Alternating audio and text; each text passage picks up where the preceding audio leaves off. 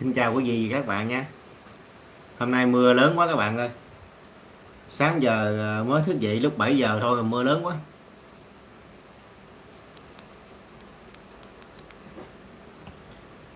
Hôm nay ở nhà không làm gì thì mình livestream để trao đổi giao lưu với quý vị và các bạn nhé. Bạn nào có đăng coi livestream của mình thì cho mình xin một like nhé, một đăng ký kênh và bình luận lên trao đổi cho nó vui các bạn ơi.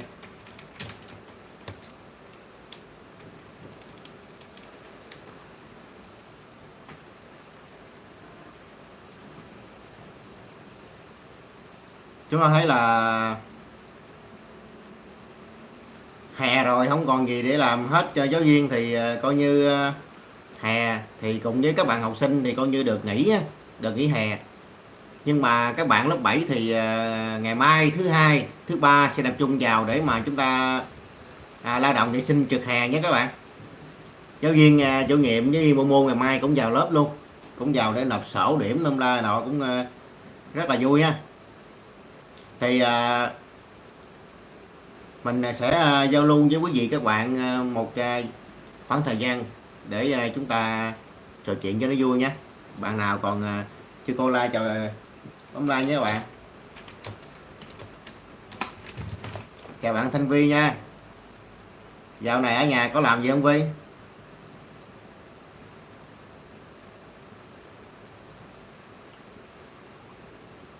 Thì trước tiên thì mình sẽ gửi đến quý vị với các bạn một bài thơ nhé, một bài thơ.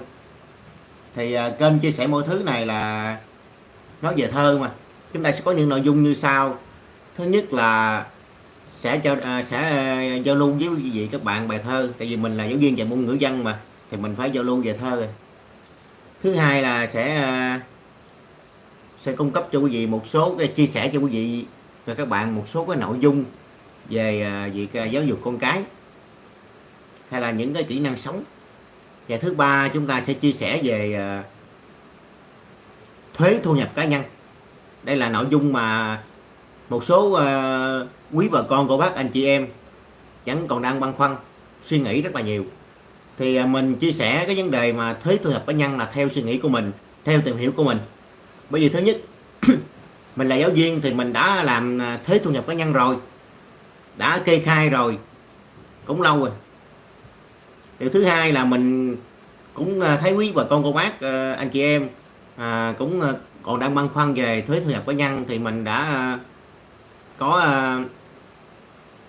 tìm hiểu và hồi mình sẽ chia sẻ nhé, chia sẻ một số nội dung cơ bản về thuế thu nhập cá nhân để cho quý vị và các bạn, quý bà con cô bác anh chị em nào mà còn đang băn khoăn thì chúng ta sẽ hiểu rõ hơn một chút xíu. Mình sẽ nhấn một số nội dung chính. Đương nhiên là mình là một giáo viên thì mình không thể nào mà chia sẻ một cách cụ thể rõ ràng đầy đủ như là các cán bộ chi cục thuế, cơ quan thuế. Cho nên dù sao đi nữa thì quý vị, quý bà con cô bác cũng nên đến cơ quan thuế để mà ta tìm hiểu kỹ hơn nhé, kê khai rõ ràng. Thì trước tiên thì có làm hả?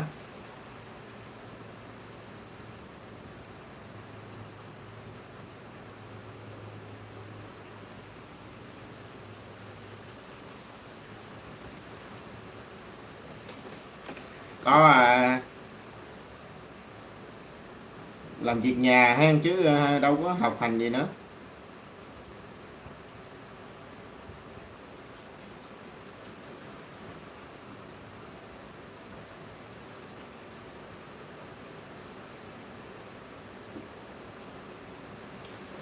Làm việc nhà thôi mà.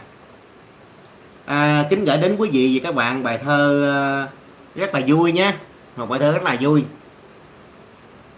về tình yêu.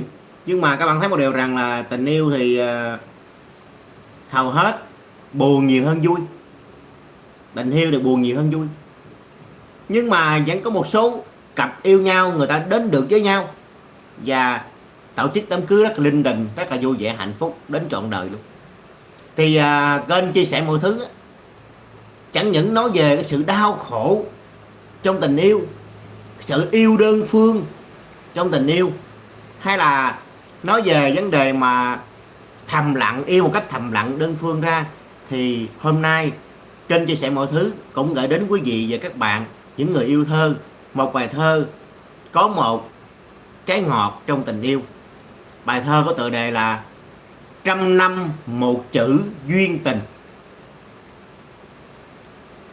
Kính mời quý vị các bạn chúng ta cùng lắng nghe nha. Bài thơ Trăm năm một chữ duyên tình. Thiên hạ vui mừng họ bảo nhau, thế là chúng nó kết trầu cao. Vui duyên chồng vợ tròn mơ ước, cây non bén rễ nụ hoa màu. Tôi ngồi mỏi mắt hóng hoa kia, nhà trai hớn hở rước dâu về. Có cô thôn nữ cười không nói, má ẩn màu hồng của sắc bia. Đường làng chặt ních xe qua lại, chung rượu lời ca khúc nhạc say. Đôi tình nhân trẻ thành chồng vợ, trăm năm hạnh phúc kể từ nay. Trăm năm một chữ duyên tình ấy, son sắt thủy chung mặt đắng cay. Sau mưa trời sáng qua u tối, mới biết tình yêu tuyệt diệu thay. Nếu quý vị các bạn thấy bài thơ này hay thì quý vị các bạn bình luận lên để mà trao đổi nhé. Và xin một like để mà chúng ta tương tác với nhau nhé quý vị các bạn. Mình là một giáo viên dạy văn thì mình tập trung chiếu về sáng tác thơ. Và trong một khoảng thời gian nữa, 1 hoặc 2 tuần nữa, mình sẽ tiến hành làm một số nội dung về cách viết bài văn nghị luận. Về văn nghị luận thì hầu hết là mình đương nhiên mình sẽ tập trung về vấn đề là viết văn nghị luận của lớp 9 nhé các bạn, để chúng ta sẽ thi vào lớp 10 tuyển sinh. Những năm rồi thì do lu bu quá cho nên là mình không có thời gian để làm, nhưng mà năm nay mình sẽ cố gắng để mình làm nhé, là viết văn nghị luận nhé, nghị luận, cách viết văn nghị luận để chúng ta viết hơn, cảm thụ về một bài thơ, nghị luận về một tác phẩm văn học.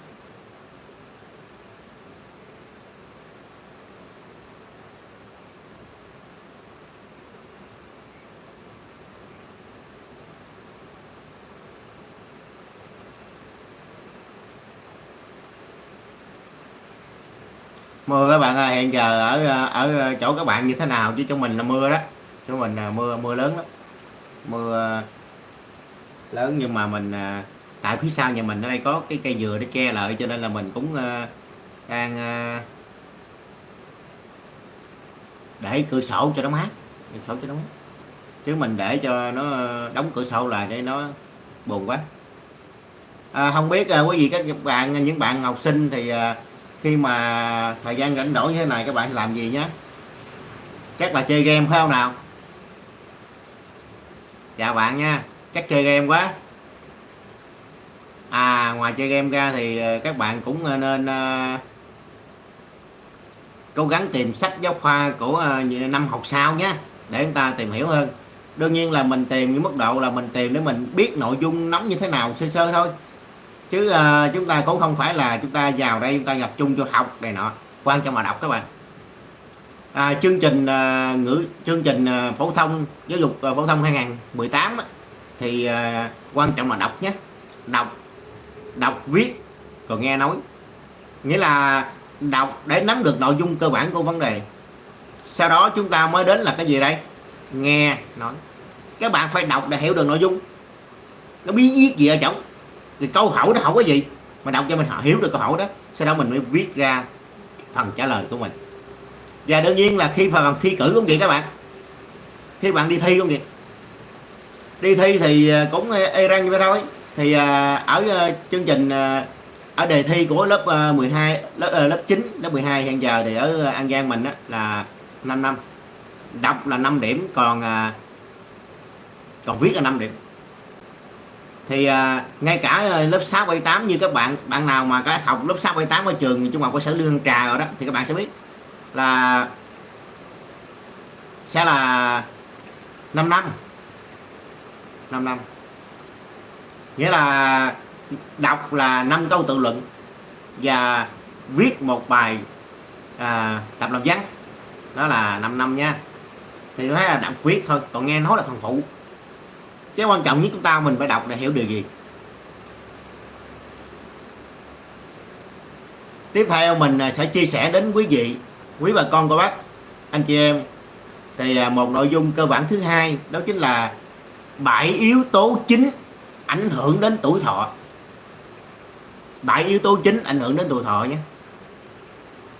Nếu bạn muốn sống lâu, điều quan trọng nhất là phải kiểm soát được bản thân của mình. Trên thực tế, kéo dài tuổi thọ không phải là điều quá khó khăn thông qua cách xây dựng thói quen ăn uống, lối sống lành mạnh. Và trong cái like này thì kênh chia sẻ mọi thứ sẽ chia sẻ đến quý vị các bạn 7 yếu tố chính ảnh hưởng đến tuổi thọ của mình. Bạn nào có người già thì người lớn tuổi, cao tuổi thì quý vị các bạn cũng nên nghe nhé, để chúng ta khắc phục. Và bản thân mình cũng nên lưu ý để tránh những trường hợp này. Thứ nhất, đó chính là chất lượng ngủ. Chất lượng ngủ, mình ngủ có chất lượng không? Ví dụ như là ngủ mười mấy tiếng đồng hồ luôn, nhưng mà thật sự có ngủ không? Chất lượng ngủ. Các nghiên cứu đã phát hiện ra rằng có một mối tương quan nhất định giữa tốc độ đi bộ và tuổi thọ.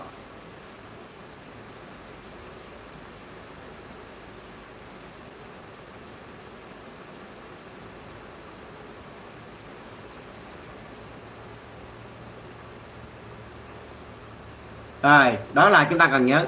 Thứ hai, các nghiên cứu đã phát hiện ra rằng có mối tương quan như thế này là tốc độ đi bộ và tuổi thọ của mình. Và giấc ngủ chất lượng là gì? Giấc ngủ chất lượng là giấc ngủ rất cần thiết để cơ thể của bạn tự phục hồi được.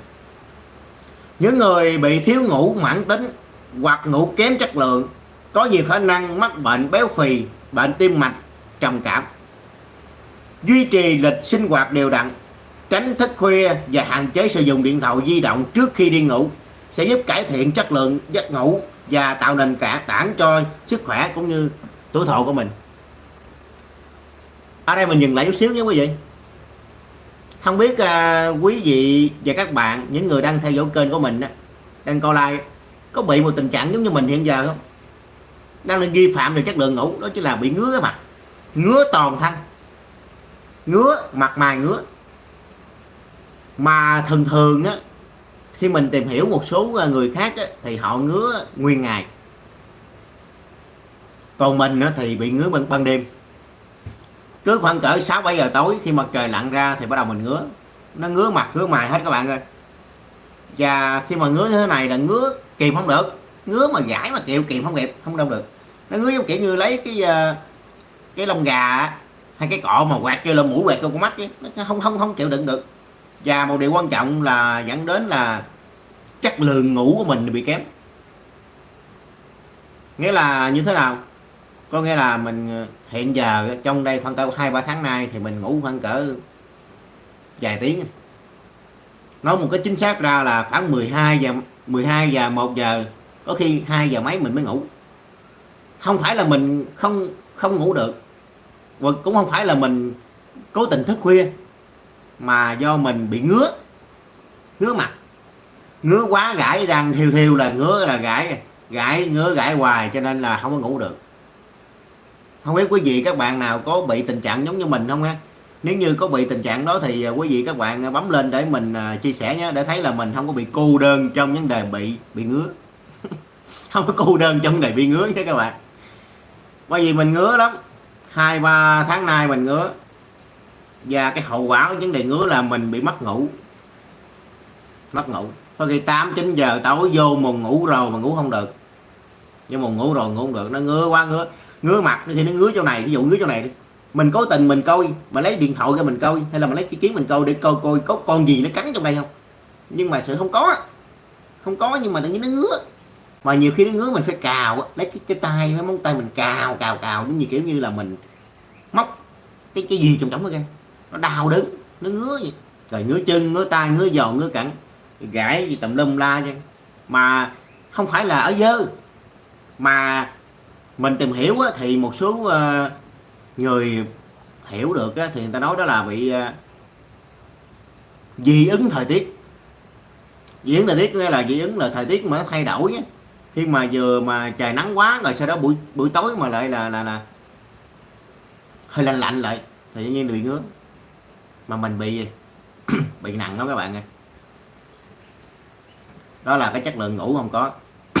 Và nhiều khi mà ngủ không được, các bạn thấy lờ khờ, trong mình nó lờ khờ, nó mệt mỏi mà nó kiểu như nó đi không nổi.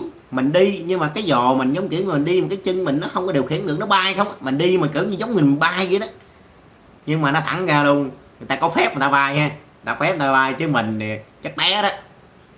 Có khi mình đi ra ngoài ngoài sau mà mình đi không nổi cái giờ bị cúm. Cái đầu óc thì nó lúc nào đứng lên nó cũng lần phần, có nghĩa là giống kiểu mình đang bị say sẵn á. Đó là do thiếu ngủ, điều rất quan trọng nhé các bạn. Cái này là do bệnh, giống như bị bệnh đi thì rồi còn thông cảm được. Còn các quý vị các bạn nào mà các em nhỏ nào mà chơi game nhiều quá thì hạn chế nha, hạn chế chơi game nhiều. Đặc biệt là chúng ta phải ưu tiên giấc ngủ của chúng ta các bạn ơi, ưu tiên giấc ngủ nha. Bởi vì nếu như các bạn mà không ngủ các bạn sẽ rất khó chịu, nó thiếu thốn mọi thứ luôn, nó ảnh hưởng đến bạn rất là lớn, rất là nặng nề đó. Cho nên quý vị các bạn có con em nhỏ cũng nên nhắc nhở các em nên ngủ sớm nhé, nên ngủ sớm. Thời gian ngủ khoảng cả 10 giờ, ngủ tới 5-6 giờ, như thế thì sẽ tốt hơn nhé, hạn chế. Thì đây là điều rất là quan trọng ha, đó là điều thứ nhất chúng ta cần phải nói đến. Và điều thứ hai cũng ảnh hưởng đến vấn đề tuổi thọ nữa, đó là gì đấy? Đó là quản lý cân nặng của mình. Quản lý cân nặng. Béo phì không chỉ ảnh hưởng đến ngoại hình mà còn là nơi phát sinh nhiều bệnh tật. Người thừa cân có nhiều khả năng mắc bệnh huyết áp cao, tiểu đường và bệnh tim mạch. Cân nặng càng cao, nguy cơ đột quỵ càng tăng. Sự tích tụ chất béo có thể gây ra độ nhớt của máu, tăng gánh nặng cho tim và gây ra các vấn đề về sức khỏe. Kiểm soát chế độ ăn uống hợp lý và thói quen tập thể dục vừa giúp cho bạn giữ được cái dáng dốc và vừa giảm nguy cơ mắc bệnh. Duy trì cân nặng khỏe mạnh là một trong những nền tảng của tuổi thọ. Cân nặng đừng có nên để cho mập quá béo phì, nó không tốt. Nhưng mà chúng ta phải nói ngược lại, một số chị em phụ nữ, các bạn nhỏ nữ thì cũng đang kiểu như nhịn ăn nhịn uống để mà dưỡng dốc dưỡng da. Điều này cũng không nên. Chúng ta nên nhớ nha, điều này cũng không nên. Bởi vì chúng ta phải giữ một cái thân hình cân đối. Còn ta nhịn ăn nhịn uống có nghĩa là chúng ta không đủ chất thì đương nhiên nó sẽ bị bệnh. Mập quá nó cũng bị bệnh, mà ốm quá thiếu chất nó cũng bị bệnh các bạn ạ.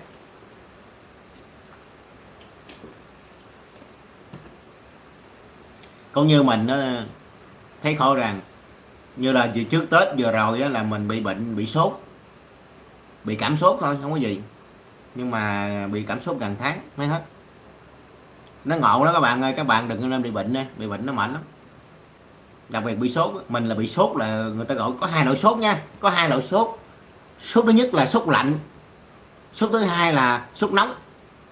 Mình thì thuộc về sốt lạnh nhé. Sốt lạnh nghĩa là gì? Có nghĩa là ở bên ngoài mình cảm thấy rất là lạnh, ở rất là nóng, thậm chí là 12 giờ trưa nắng kinh khủng luôn, nhưng mà mình lại lạnh. Nhưng mà mình lại lạnh, nó ngộ vậy đó, lạnh lẽo đó bạn ơi. Và cái đau khổ nhất của mình là chỗ nào đây? Ở ngoài trời, mình nhìn ra ngoài trời mình thấy mình nực mà muốn đi tắm luôn á. Nhưng mà cơ thể mình hé cái tay ra ngoài thôi là không được, đắp 3-4 cái mền luôn mà vẫn còn thấy lạnh. Gọi là đắp 3-4 cái mền còn rung là như vậy đó. Mà ở ngoài trời thì rất là nóng, và kéo dài mình khoảng cỡ gần 1 tháng trời. Và các bạn nào mà là học sinh của mình đó, các bạn sẽ thấy là mình bị ốm lại, ốm nhiều hơn lúc trước. Một số bạn học sinh nhỏ nhỏ thì còn vui đùa nó một câu là thầy bị mắc cái bụng này. tại vì mắc cái bụng nè, tại rồi mắc cái bụng hay rồi ốm nhách ốm nhơ mà còn gì nữa. Lúc trước là 7 mấy 80 kg đó, bây giờ chỉ còn 5 mấy 60, nó khổ lắm. Cho nên là cái cân nặng ảnh hưởng rất lớn đến tuổi thọ của mình với các bạn. Đơn giản thôi, ví dụ như giờ các bộ phận trong cơ thể của mình nó cần phải có chất dinh dưỡng để mà nuôi sống bản thân, để nuôi sống cái cơ quan của nó trước đi, và nó chạy điều cơ thể để nuôi sống cơ thể. Nhưng giờ mình nhịn ăn nhịn uống thì dẫn đến trường hợp là nó thiếu. Giống như kiểu như là bạn đang đói bụng mà bạn đi xách lúa, chắc lúa với khoăn thì làm sao mà chịu nổi một thời gian ngắn thôi. Như các bạn thấy những anh chị của chúng ta, những cô chú chúng ta mà đang bị bệnh, gọi là bị kiệt quệ sức lực, rất là tội nghiệp cho những bạn đó, những anh chị đó, bởi vì họ đã cống hiến hết sức mình, dành hết tất cả mọi thời gian công sức để lọt cho cái ăn của mình. Thậm chí một số người như ở miền Tây mình, vấn đề nào chứ vấn đề này là mình đi quay phim chụp hình rất là dễ, và các bạn ở miền Tây các bạn cũng cảm thấy được là điều này đó là gì. Đó là các bạn thấy là người ta vác lúa, vác một lần là 3-4 bao, 5-6 bao, trời ơi trời đâu vác dữ vậy. Mình làm đúng là mình ham thiệt, mình là còn là tuổi trẻ, mình ham thiệt, mình có thể là vác nổi đó, vác nổi mới vác chứ, vác nổi mới vác chứ. Nhưng mà các bạn nên nhớ một điều rằng mình làm quá sức. Các bạn làm để cho có tiền cho gia đình, nhưng các bạn phải suy nghĩ một điều rằng là mình làm giúp gia đình trong một thời gian ngắn rồi nghỉ, hay là mình giúp gia đình trong một thời gian dài. Nếu như mình làm giúp gia đình trong một thời gian ngắn thôi, khoảng 1 năm hay là 1 tháng vậy thôi mình nghỉ, mình làm việc khác, thì các bạn muốn vác bao nhiêu bao các bạn vác. Nhưng mà nếu như các bạn mà vác lúa mà các bạn lại bạn tính nhắn gì nhắn đi, có gì đâu mà thu hồi lại, bình thường trong lớp mình nói chuyện nha còn được mà. Như các bạn thấy một điều là mình cần phải dành thời gian để mà mình lo lắng cho gia đình mình, sức khỏe mình. Bởi vì các bạn mình khi lo lắng cho người thân của mình, các bạn phải khỏe mạnh mới được. Nếu các bạn mà ốm yếu, bệnh tật, đau bệnh thì các bạn chưa lo được cho người ta, thì người ta lại lo lên cho mình thôi. Cho nên mà mình khuyên bảo một cách chân thành, những bạn nào, những em nào mà đang làm việc quá sức á, nên cố gắng lại, đừng có nên làm việc quá sức. Bởi vì mình muốn lo lắng được cho người ta, cho gia đình mình, thì bản thân mình phải khỏe mạnh trước. Nên nhớ điều đó nghe các bạn. Cũng như một việc hết sức là tội nghiệp, một cái em học sinh là đi thi tốt nghiệp đó, thì em đó do là buổi trưa do buổi tối không ngủ, học nhiều quá, rồi cuối cùng buổi sáng này lại sao đang ngủ không kịp, mệt mỏi quá, phải xuống phòng y tế luôn. Vì thấy một điều rằng là như thế nào đây, mình phải biết đường dài mới được các bạn, mình phải lo đường dài cho mình. Như các bạn nói, thí dụ như các bạn nữ đó mà dụ như bây giờ không ai dụ như ở một mình thôi, không ai mà lo lắng được hết, thì bạn đó nghỉ thi rồi, phải không nào? Như vậy tôi thấy rất nguy hiểm nha. Mình muốn lo lắng cho người ta thì mình lo lắng cho mình trước nhé. Đó là cái yếu tố thứ hai về vấn đề ảnh hưởng tuổi thọ nhé. Thì điều thứ nhất là chất lượng ngủ, mình phải ngủ đúng giờ, ngủ đúng, ngủ đủ và ngủ sâu. Có nghĩa là các bạn phải thật sự là ngủ là thật sự ngủ luôn, nghĩa là tất cả mọi cơ quan trong cơ thể của mình là đều phải được ngủ, chứ không phải là mình chập chờn ngủ, chập chờn mình thích, không phải vậy. Thứ hai là quản lý cân nặng, và cái điều thứ ba đó chính là liên quan đến sức mạnh của bàn tay. Sức mạnh của bàn tay nó cũng liên quan đến tuổi thọ của mình nha các bạn. Ở đây là mình cũng chia sẻ cho quý vị các bạn một số cái yếu tố để mà liên quan đến tuổi thọ của mình, sức mạnh của bàn tay nhé. Thì liên quan như thế nào đây? Sức mạnh của bàn tay phản ánh sức khỏe tổng thể của cơ thể bạn. Các nhà nghiên cứu đã phát hiện ra rằng những người có lực nắm chặt thường có mật độ xương cao, chức năng chức năng tim thì rất là tốt, ít có khả năng đột quỵ và bệnh tim. Có nghĩa là khi bạn nắm mạnh vô được như thế này là mật độ xương nó cao, tim nó tốt và ít bị bệnh tim, không có ít khả năng đột quỵ. Còn bạn nắm vô mà nắm gờ gờ gờ kiểu như không nổi, mà kết vô không nổi thì nguy cơ với các bạn. Đối với người lớn tuổi, việc nắm chặt cũng có thể làm giảm nguy cơ mắc bệnh tiểu đường và chứng mất trí nhớ. Nắm chặt được á, nó sẽ là giảm nguy cơ mất tiểu đường và cái chứng mất trí nhớ. Tăng cường rèn luyện sức mạnh, chẳng hạn như các bài tập đơn giản với tạ hay là dây thun, có thể dây thun dây chung luôn, và có thể cải thiện sức mạnh cầm nắm, làm chậm quá trình lão hóa của cơ thể. Có nghĩa là khi các bạn thấy như thế này nè, ở trong lớp á, nhưng bạn nào mà đã từng thầy dạy những năm vừa rồi á, các bạn thấy là thường thường thầy ơi vô trong lớp thầy ơi bấm như thế này, hay là thầy quơ quơ tay như thế này nè, các bạn ngồi các bạn cười cười nói ông thầy ông làm gì mà thấy mắc cười quá, ông quơ tay như thế này, như quơ như thế này đó, hay là ông nắm tay vô tắm tay gà như thế này, hoặc là vỗ tay. Các bạn nói ông thầy ông làm gì đâu mà ngồi không làm vỗ tay như nào, nhưng thật sự đây là gì vậy? Đây là những bài tập, những động tác rất cơ bản đó các bạn. Đây chẳng hạn như chúng ta làm hai ngón tay như thế này, đây chúng ta làm xuống cái này. Các bạn, tất cả các bạn, những người ở những độ tuổi khác nhau, các bạn học sinh, những người già lớn tuổi đều làm được nhé. Đây hai ngón tay chúng ta làm như thế này khoảng cỡ 40 lần. Nếu bạn làm hơn thì khoảng 50 70 cũng được. Khi là hai ngón tay xong, chúng ta buông ngón tay thứ giữa ra, làm ba ngón. Chúng ta làm ba ngón tay. Đây là bài tập mà mình đã coi rất là nhiều trên mạng, mình cũng làm theo và rất là hữu ích nha các bạn. Bốn ngón, làm bốn ngón, đây bốn ngón, bốn ngón tay, đây bốn ngón. Rồi tiếp theo là cái ngón cái. Khi các bạn làm xong bốn cái này rồi, chúng ta làm ngón cái, này ngón cái. Rồi sau đó chúng ta sẽ tiếp tục là bóp ở đây, mạnh vào.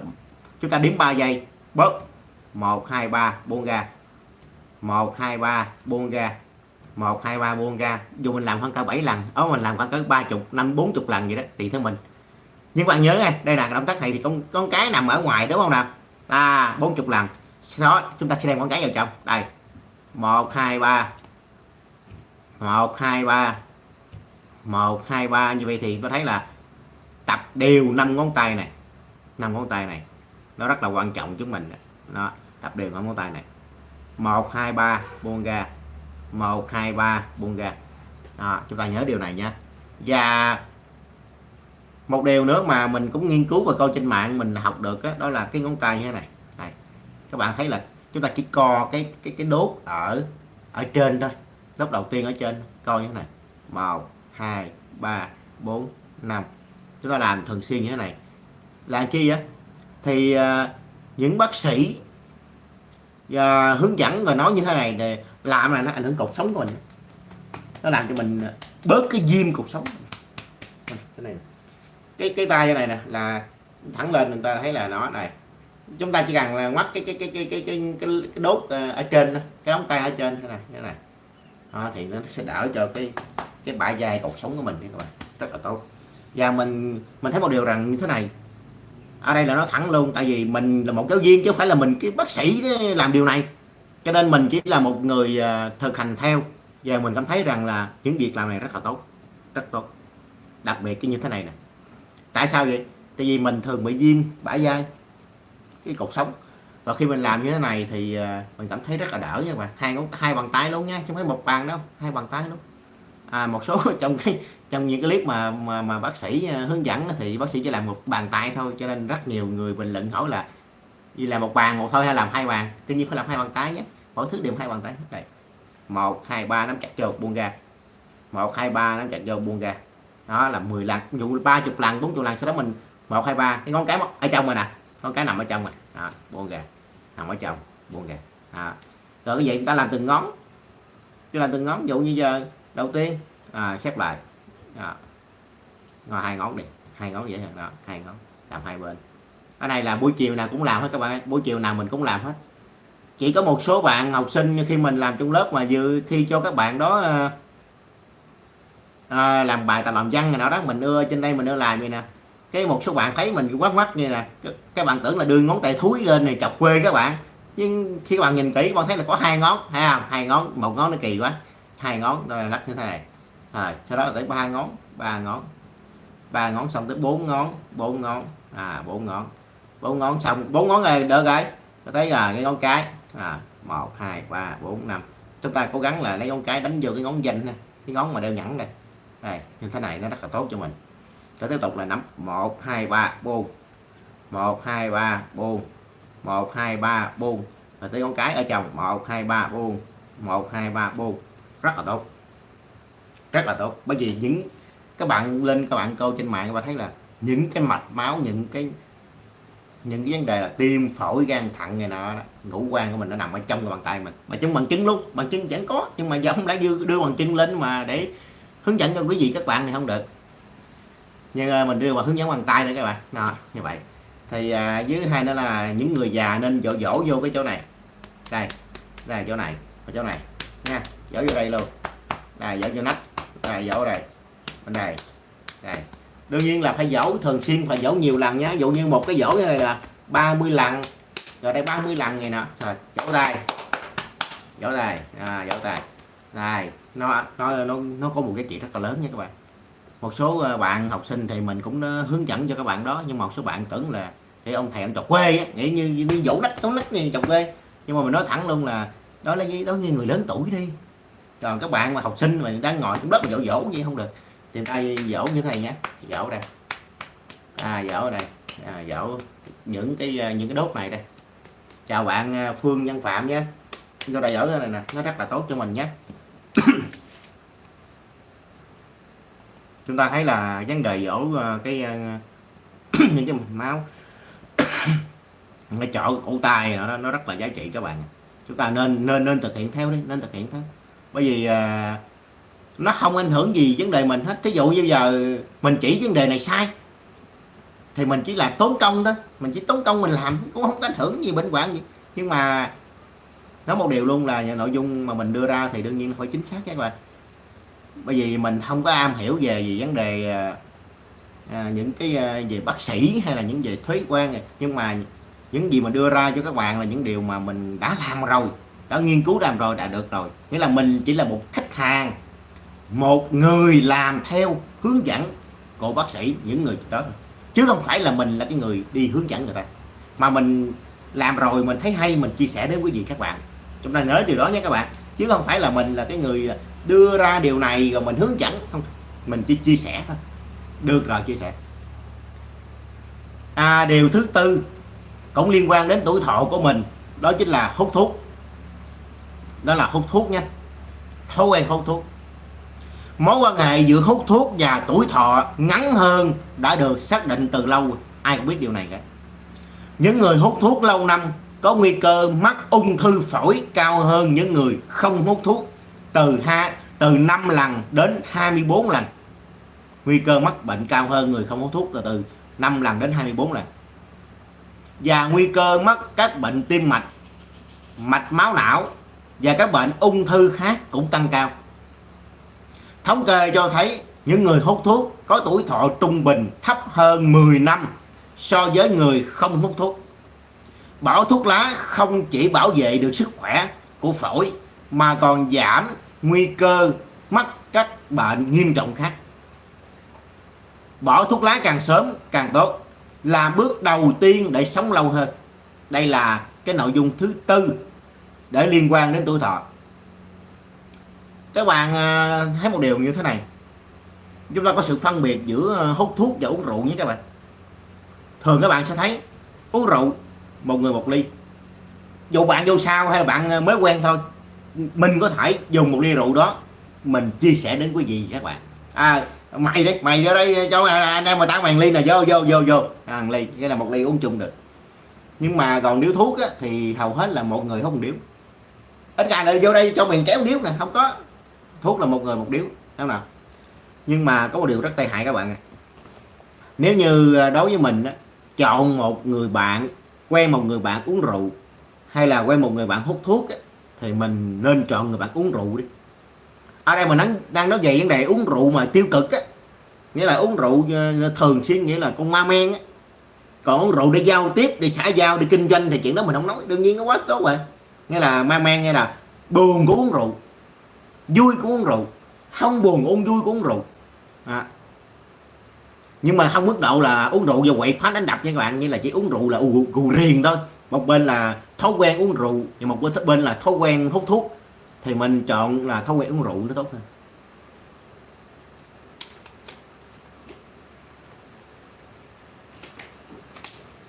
Tại sao? Quý vị các bạn chắc cũng thể đoán được mà, rất đơn giản. Bởi vì uống rượu á, mày ốm, mày xỉn, mày chạy xe gì cũng được, đó là chuyện của mày. Tai nạn giao thông đó là mày chịu. Nếu mà mình ngăn can đó, mình ngăn cản nó không được. Và mày uống mày say thôi, mày uống mày say, ta không uống, ta không xỉn. Không thể nào mà trên đời này không thể nào có rượu nào mà mày uống mà tao xỉn được chứ. Vì là sao? Mày uống mày xỉn, còn tao uống tao xỉn. Như vậy thì sao đây? Uống rượu nó chỉ ảnh hưởng đến bản thân cái người đó thôi, đúng không nào quý vị các bạn? Đó là uống rượu chúng ta chỉ là ảnh hưởng đến bản thân của người đó thôi, chứ không ảnh hưởng đến người khác. Nên nhớ nha, đó là trong cái bàn tiệc. Ở đây mình nói ở mức độ quy mô nhỏ, đang so sánh giữa uống rượu và hút thuốc á. Chứ còn những đề mà uống rượu mà gây tai nạn giao thông này, ảnh hưởng người khác, thì chuyện đó là bình thường ha, nhưng cái đó là cũng có trường hợp. Nhưng mà đây mình đang xét ở góc độ là uống rượu thì thường sẽ người nào uống người đó say. Ở đây mình đang xét góc độ mà sự khác nhau giữa thằng uống rượu và hút thuốc ấy. Uống rượu thì người nào uống người đó xỉn, người nào uống người đó say. Nhưng hút thuốc nó lại khác. Hút thuốc nó lại khác. Có nghĩa là sao? Bạn hút thuốc, cái người kế bên nó lại ảnh hưởng và nó bị bệnh. Đó là điều rất quan trọng nha các bạn. Có nghĩa là không phải bạn hút thuốc là bạn nên bạn bệnh đâu, mà bạn hút thuốc mà cái người xung quanh của bạn lại bệnh, mà bệnh gấp 3 đến 5 lần, gấp 3 đến 5 lần rồi đó. Vậy là nghĩa là sao? Nghĩa là người hút thuốc á, bệnh một, mà người không hút thuốc mà hửi cái mùi thuốc đó lại bệnh gấp 3 5 lần. Có nghĩa là những người mà xung quanh người ta không uống thì người ta vẫn gọi là những người xung quanh người ta không hút thuốc, nhưng mà vẫn bị hửi mùi thuốc, thì những trường hợp đó người ta gọi là hút thuốc thụ động. Vẫn gọi hút thuốc thụ động.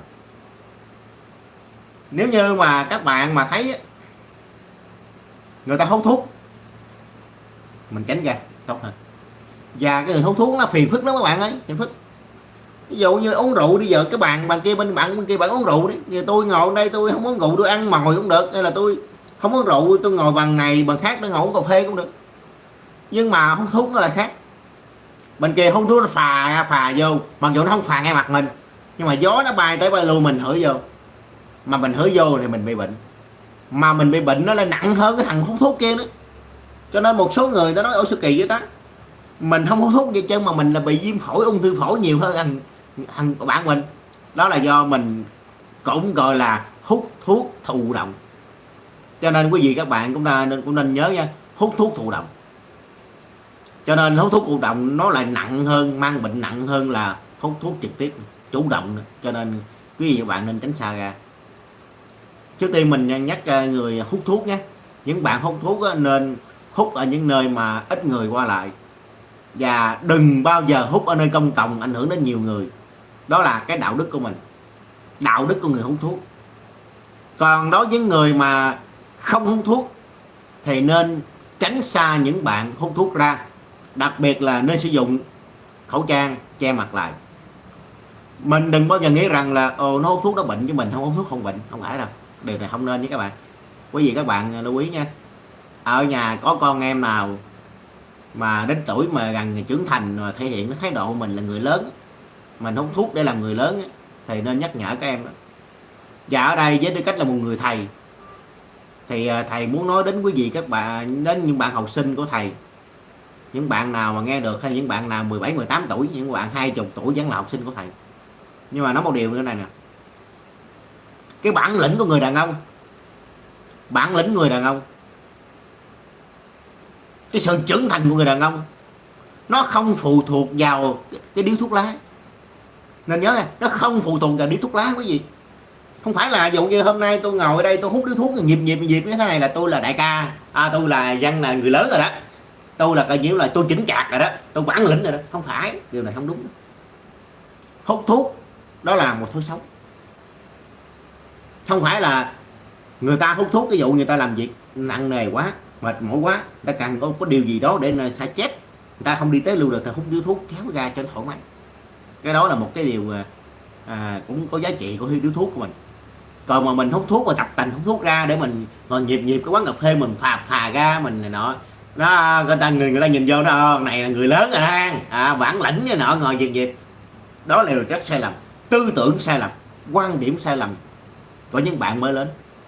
Cái bản lĩnh của mình nó không nằm ở điếu thuốc, mà bản lĩnh của mình nó nằm ở đâu vậy? Trách nhiệm.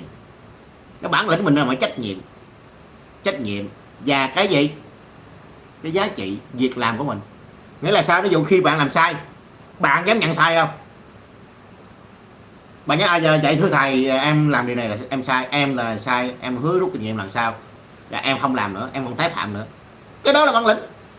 Cái đó người ta nhìn vô đó em trưởng thành rồi đó. Cái đó là trưởng thành đó quý vị. Đó.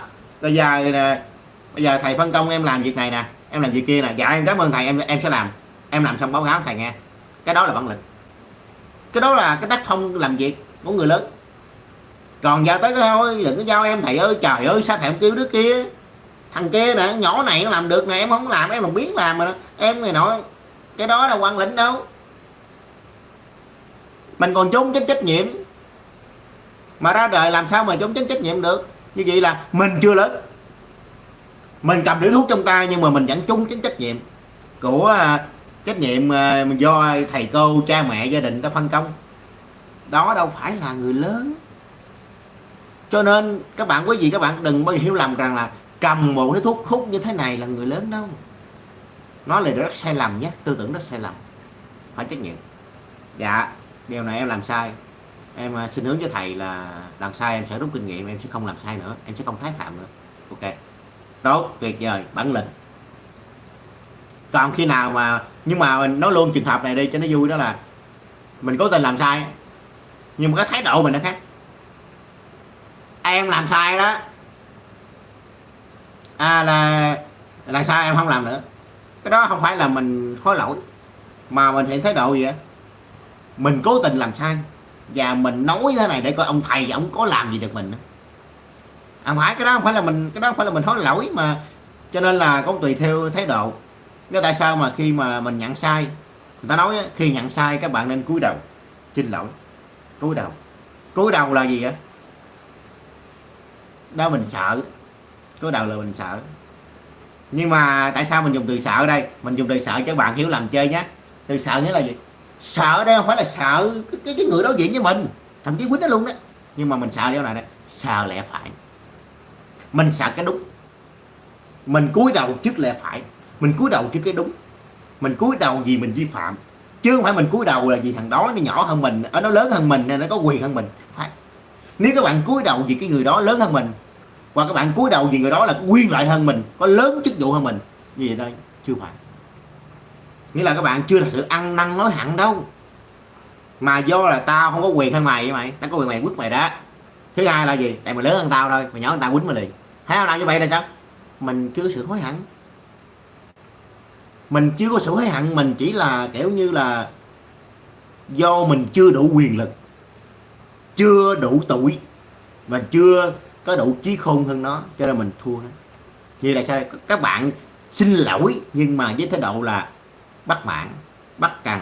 Mày chấp nhận không? Chạy mày, tao xin lỗi rồi đó. Như vậy thì sao đây? Không tốt, không nên các bạn.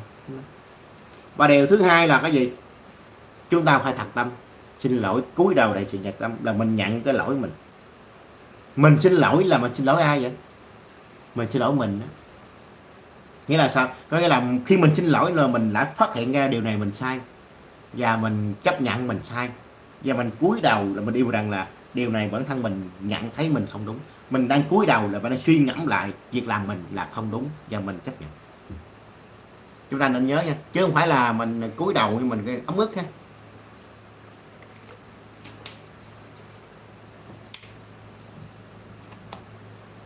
Thì đó là một cái trường hợp thứ tư về yếu tố mà để ảnh hưởng tuổi thọ.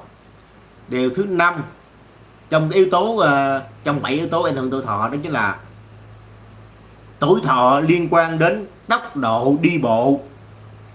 Đi bộ cũng ảnh hưởng đến tuổi thọ nha quý vị các bạn. Nghĩa là quý vị đi bộ hàng ngày là như thế nào thì ảnh hưởng tuổi thọ của mình như thế đó. Chúng ta cùng tìm hiểu nhé. Các nghiên cứu đã phát hiện ra rằng có một mối tương quan nhất định giữa tốc độ đi bộ và tuổi thọ. Như thế nào đây? Người khỏe mạnh và tràn đầy năng lượng thường đi bộ nhanh hơn, cho thấy chức năng của tim, phổi và tình trạng cơ tốt hơn. Nhưng mà ngược lại, những người đi chậm, dễ thở gấp, thường có sức khỏe kém hơn và tuổi thọ ngắn hơn. Một nghiên cứu có thẩm quyền cho thấy những người lớn tuổi đi bộ với tốc độ khoảng 0,8 mét mỗi giây thực sự sống lâu hơn. Do đó, thêm bài tập đi bộ vào thói quen hàng ngày có thể giúp cải thiện lưu thông máu, cải thiện tâm trạng, tăng cường sức khỏe thể chất. Điều này rất là tốt nha các bạn. Đi bộ cũng như mình lúc mà mình khỏe mạnh bình thường á, mình leo cầu thang mà leo tầng 3, tầng 4 mình leo bình thường, nhưng mà khi mà mình mệt mỏi quá thì mình lại bị leo nổi, mới leo đến tầng thứ hai thôi là muốn mặt mày xà lẹ chứ, rung chân rung tay chứ. Cho nên thường xuyên đi bộ nhé. Nhưng mà tránh một trường hợp các bạn ơi, tránh một trường hợp đó là đi bộ lúc trời mưa nhé. Đi bộ lúc mà quá sáng quá sớm, nghĩa là chúng ta nên đi bộ là sau 5 giờ sáng, trước 5 giờ sáng, trước 5 giờ chiều.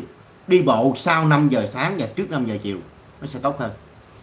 Và thứ hai là chúng ta đi bộ lúc trời quang mây tạnh, chứ không phải là chúng ta đi bộ lúc mà mưa gió. Mưa gió không nên đi. Và chúng ta nên đi bộ sau 5 giờ sáng và trước 5 giờ chiều là sao vậy? Mình đọc một bài báo người ta nói thế này, là lúc đó là cái trao đổi chất của cái cây ấy, nó đang diễn ra, và chúng ta thấy là lúc đó là nó đang thở ra cái khí gì, CO2 nhiều hơn. Thì đó là cái thông tin nhé. Cho nên là người ta mới khuyên chúng ta là nên đi bộ sau 5 giờ sáng, nghĩa là khoảng 5 giờ mấy mình mới đi bộ buổi sáng. Còn buổi chiều là mình nên đi bộ trước 5 giờ chiều, nghĩa là 4 mấy mình đi thôi, 5 giờ mình về, thì là sẽ tốt hơn nhé. Quý vị các bạn chúng thấy là kênh chia sẻ mọi thứ này thì chia sẻ đến quý vị các bạn những cái giá trị trong cuộc sống nhé.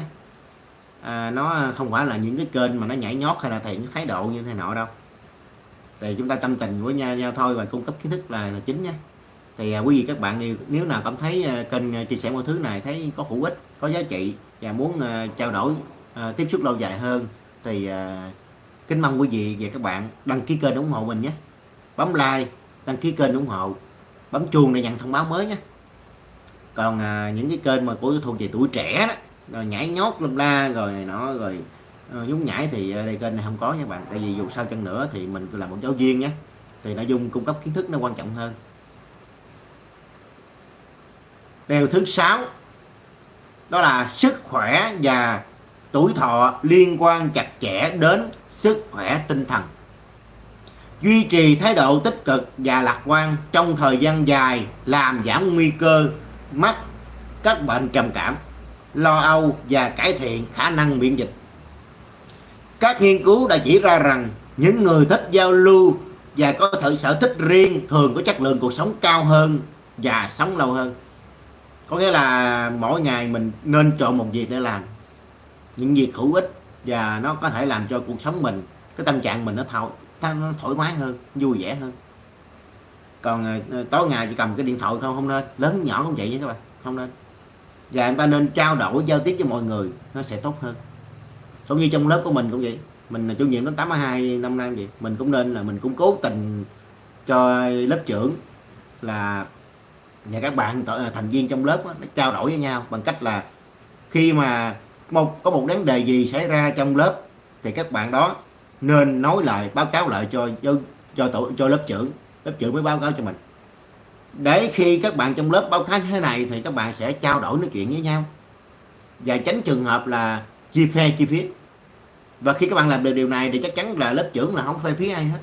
thậm chí giờ có ghét nhau chăng nữa thì nó cũng sẽ là như thế nào đấy, nó cũng là hòa đồng lại, đoàn kết lại với nhau. Chứ lớp trưởng mà cũng phe phía nữa thì không nên.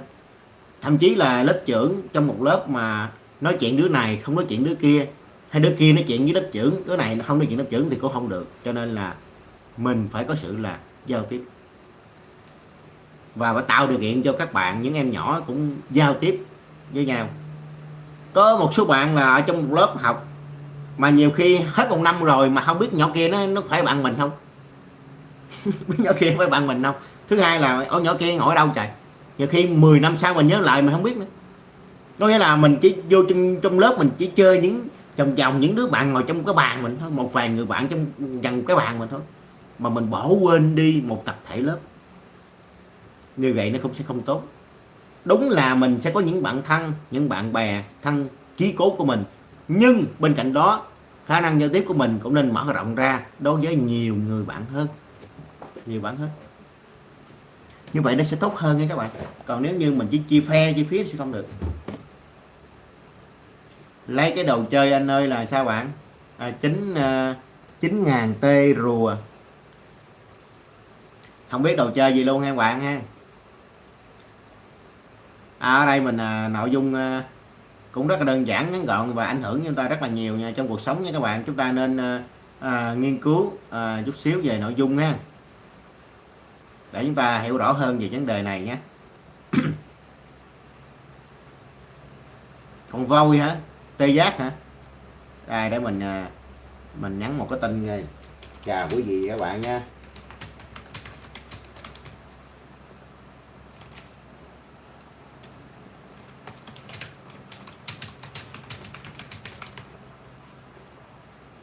Sao mà nhắn tin mà nó cứ sai hoài vậy ta?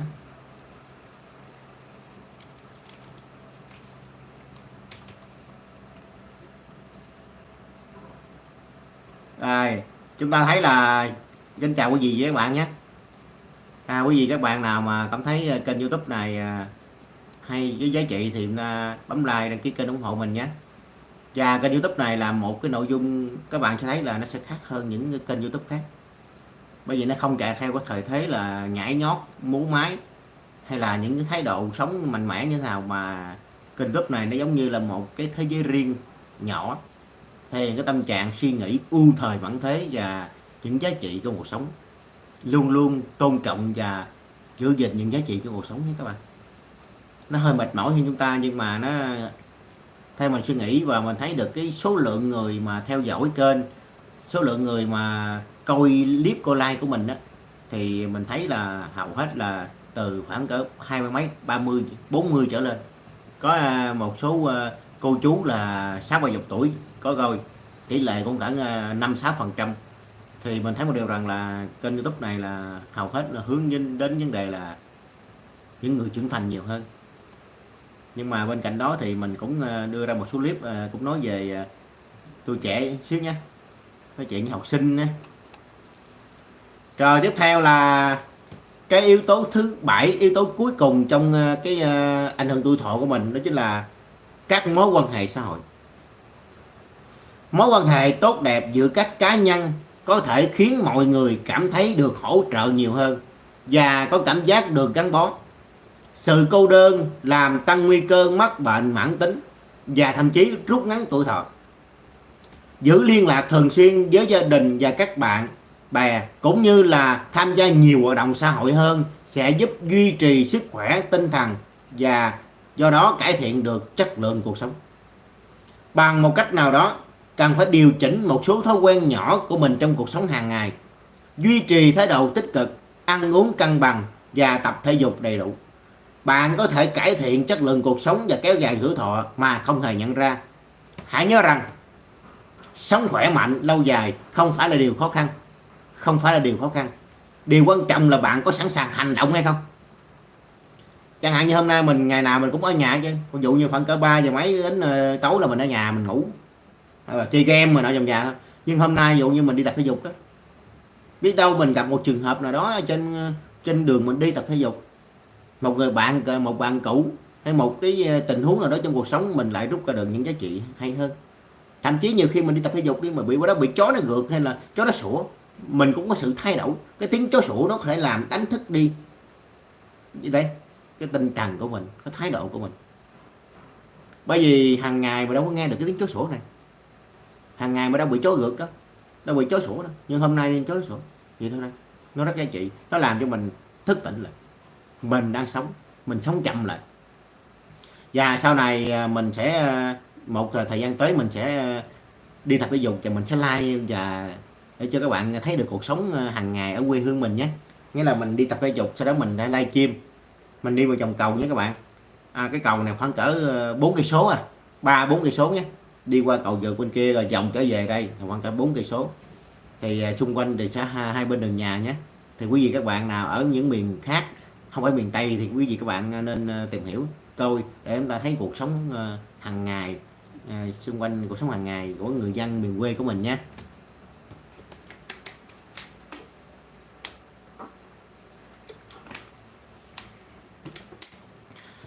Đó là một số nội dung chúng ta chia sẻ về những khía cạnh mà kênh chia sẻ mọi thứ lúc nào cũng cũng có mặt ở trong những cái nội dung livestream. Và hôm nay đó là một cái nội dung mới của kênh chia sẻ mọi thứ, đó chính là về thuế thu nhập cá nhân. Bàn luận chút xíu về thuế thu nhập cá nhân nhé.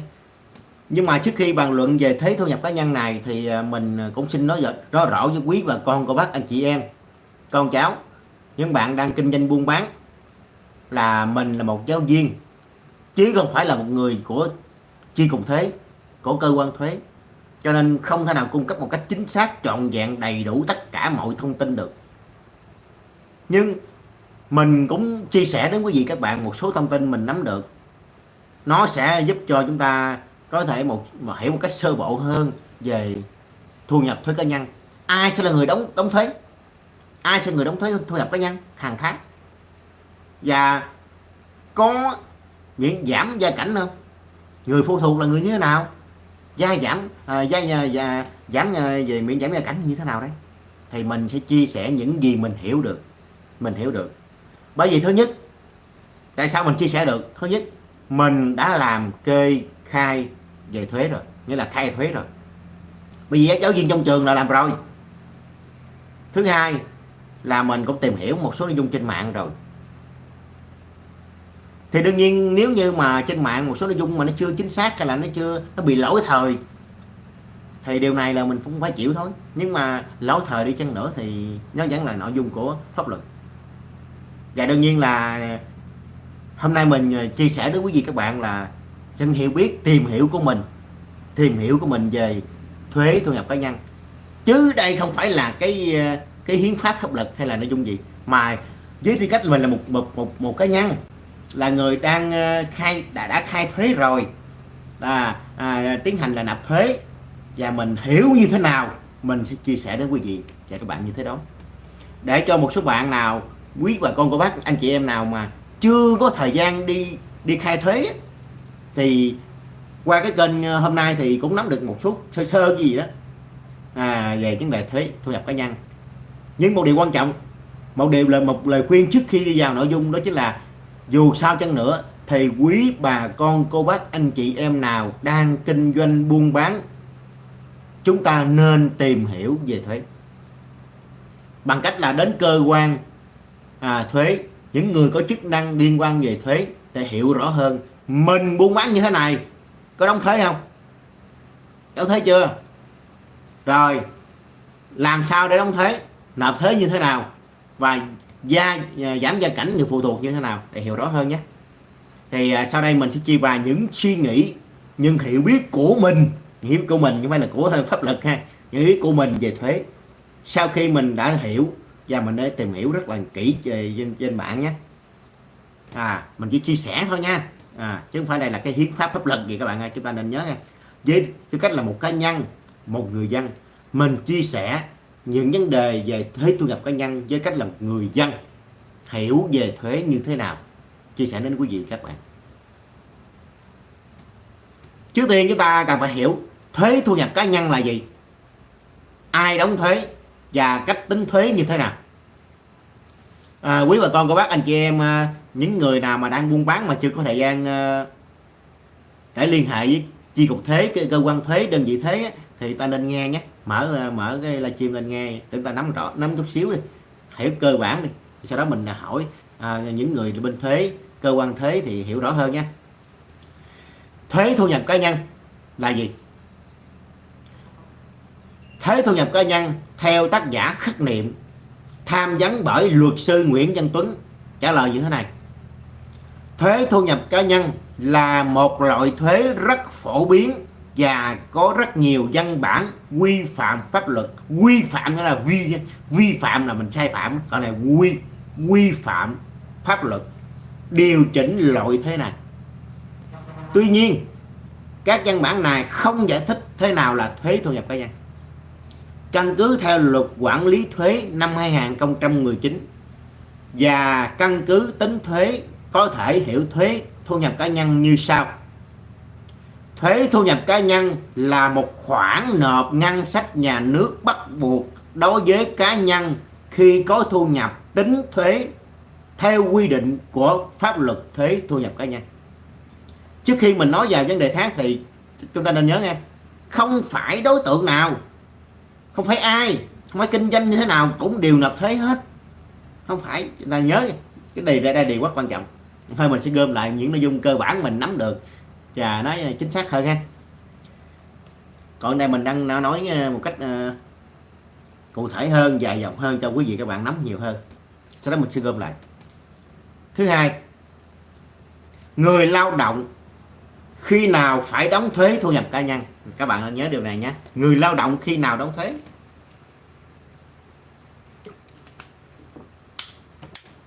Có nghĩa là khi nào mà đóng thuế?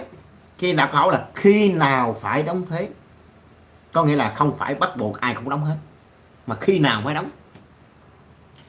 Đó là khi mà dạy ngữ văn là như vậy đấy quý vị. Nghĩa là chúng ta phải đọc để phân tích từng câu chữ trong câu hỏi để chúng ta tìm ra cái hướng đi của mình. Còn bạn không đọc mà bạn nhào vô các bạn viết là thua.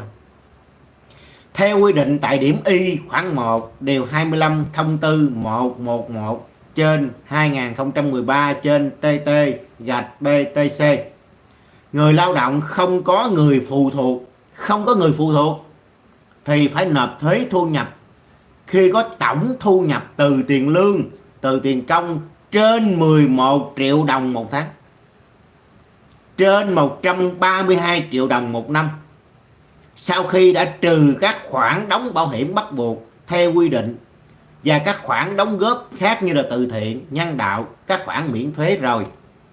Nghĩa là sao? Theo hiểu của mình nhé, mình là giáo viên, mình giáo viên, bây giờ là một người dân, mình hiểu mình trả lời về cái nội dung này, chứ mình không có nói, không có bàn bạc đánh giá, mình không bàn bạc không đánh giá về vấn đề hiến pháp, pháp luật, điều lệ, điều khoản gì của nhà nước hết các bạn. Mình hiểu là mình là một cá nhân, mình hiểu như nào mình giải thích như thế đó. Là tất cả những cái khoản thu của quý vị các bạn, tất cả những khoản thu của quý vị các bạn trong một tháng bao nhiêu tiền thì cộng lại.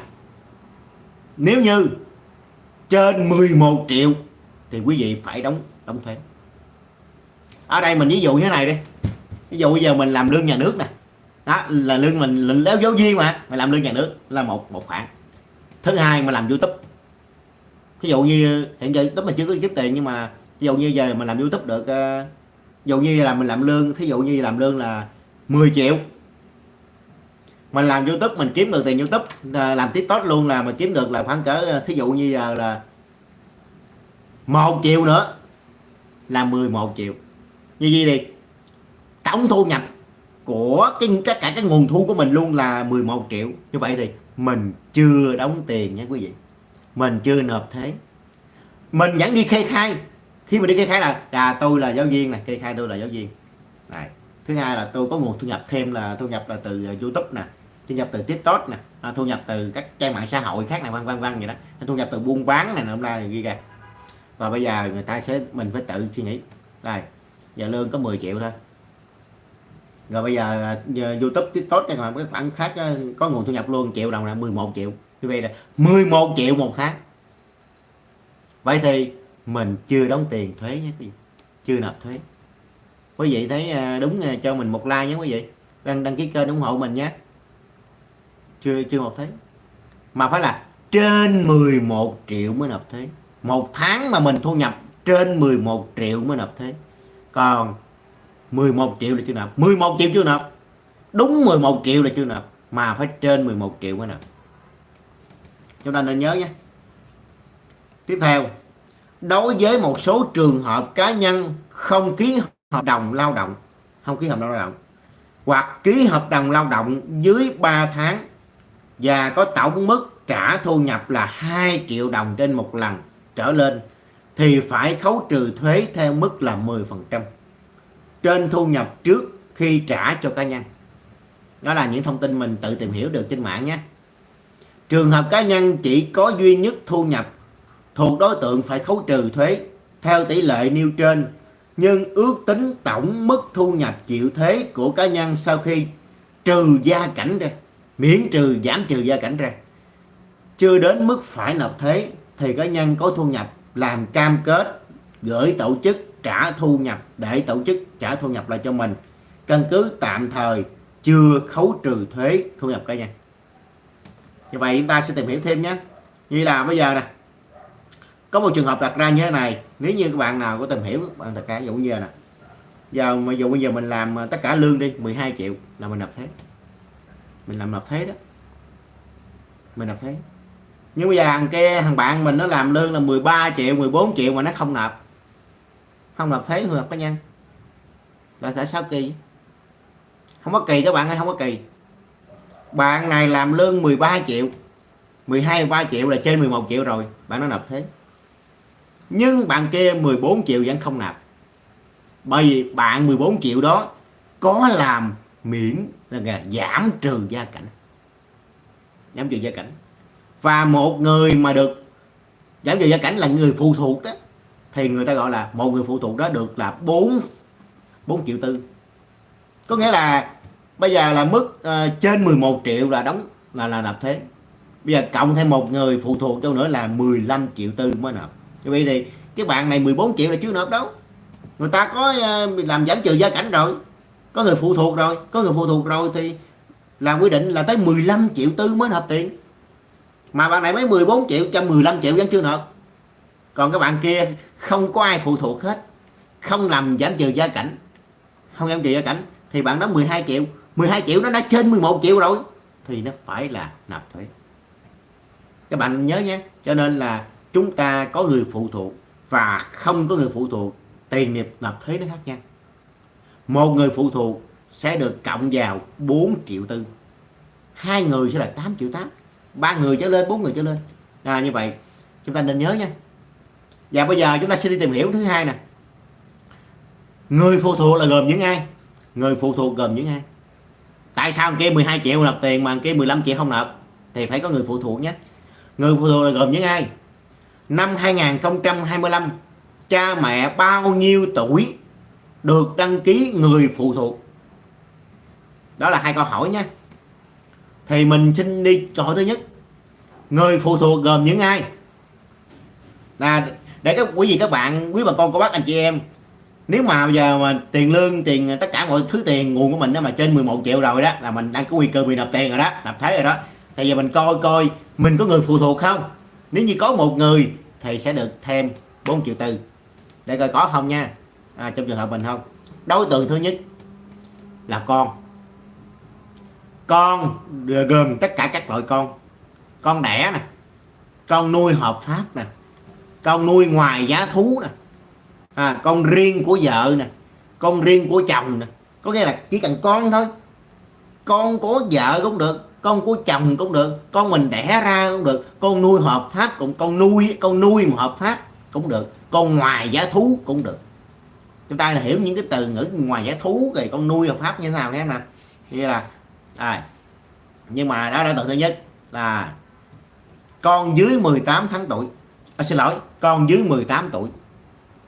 Mình có con dưới 18 tuổi thì nó là người phụ thuộc của mình đấy. Ví dụ như con ông H sinh ngày 25 tháng 7 2014 thì được tính là người phụ thuộc từ tháng 7 2014. Bây giờ nó chưa được 18 tuổi, thấy không nào, chưa được 18 tuổi thì là người phụ thuộc, vậy là được một người phụ thuộc. Quý vị coi coi trong nhà mình có con em mình có đứa nào mà chưa được 18 tuổi không? Chưa được 18 tuổi thì coi như là được một người phụ thuộc rồi đó, làm cái đơn là chúng ta sẽ được nha. Bây giờ trường hợp thứ hai là con từ 18 tuổi trở lên. Nãy là dưới 18 tuổi là được rồi, bây giờ trên 18 tuổi luôn, từ 18 tuổi trở lên luôn, vẫn được gọi là người phụ thuộc. Khi nào? Con mà từ 18 tuổi trở lên nhưng mà nó bị khuyết tật, nó bị khuyết tật á, nó bị khuyết tật, nó không có khả năng lao động. Vậy là gia đình nào mà có con em mà bị khuyết tật không khả năng lao động á, đúng là điều đáng buồn thiệt. Nhưng mà dù sao chăng nữa thì nhà nước cũng chiếu cố cho mình. Những gia đình nào mà có con từ 18 tuổi trở lên mà nó bị khuyết tật, không có khả năng lao động thì vẫn được tính là người phụ thuộc. Nhớ các bạn, khi các bạn được tính là người phụ thuộc thì các bạn sẽ được nâng mức thu nhập cá nhân mình lên.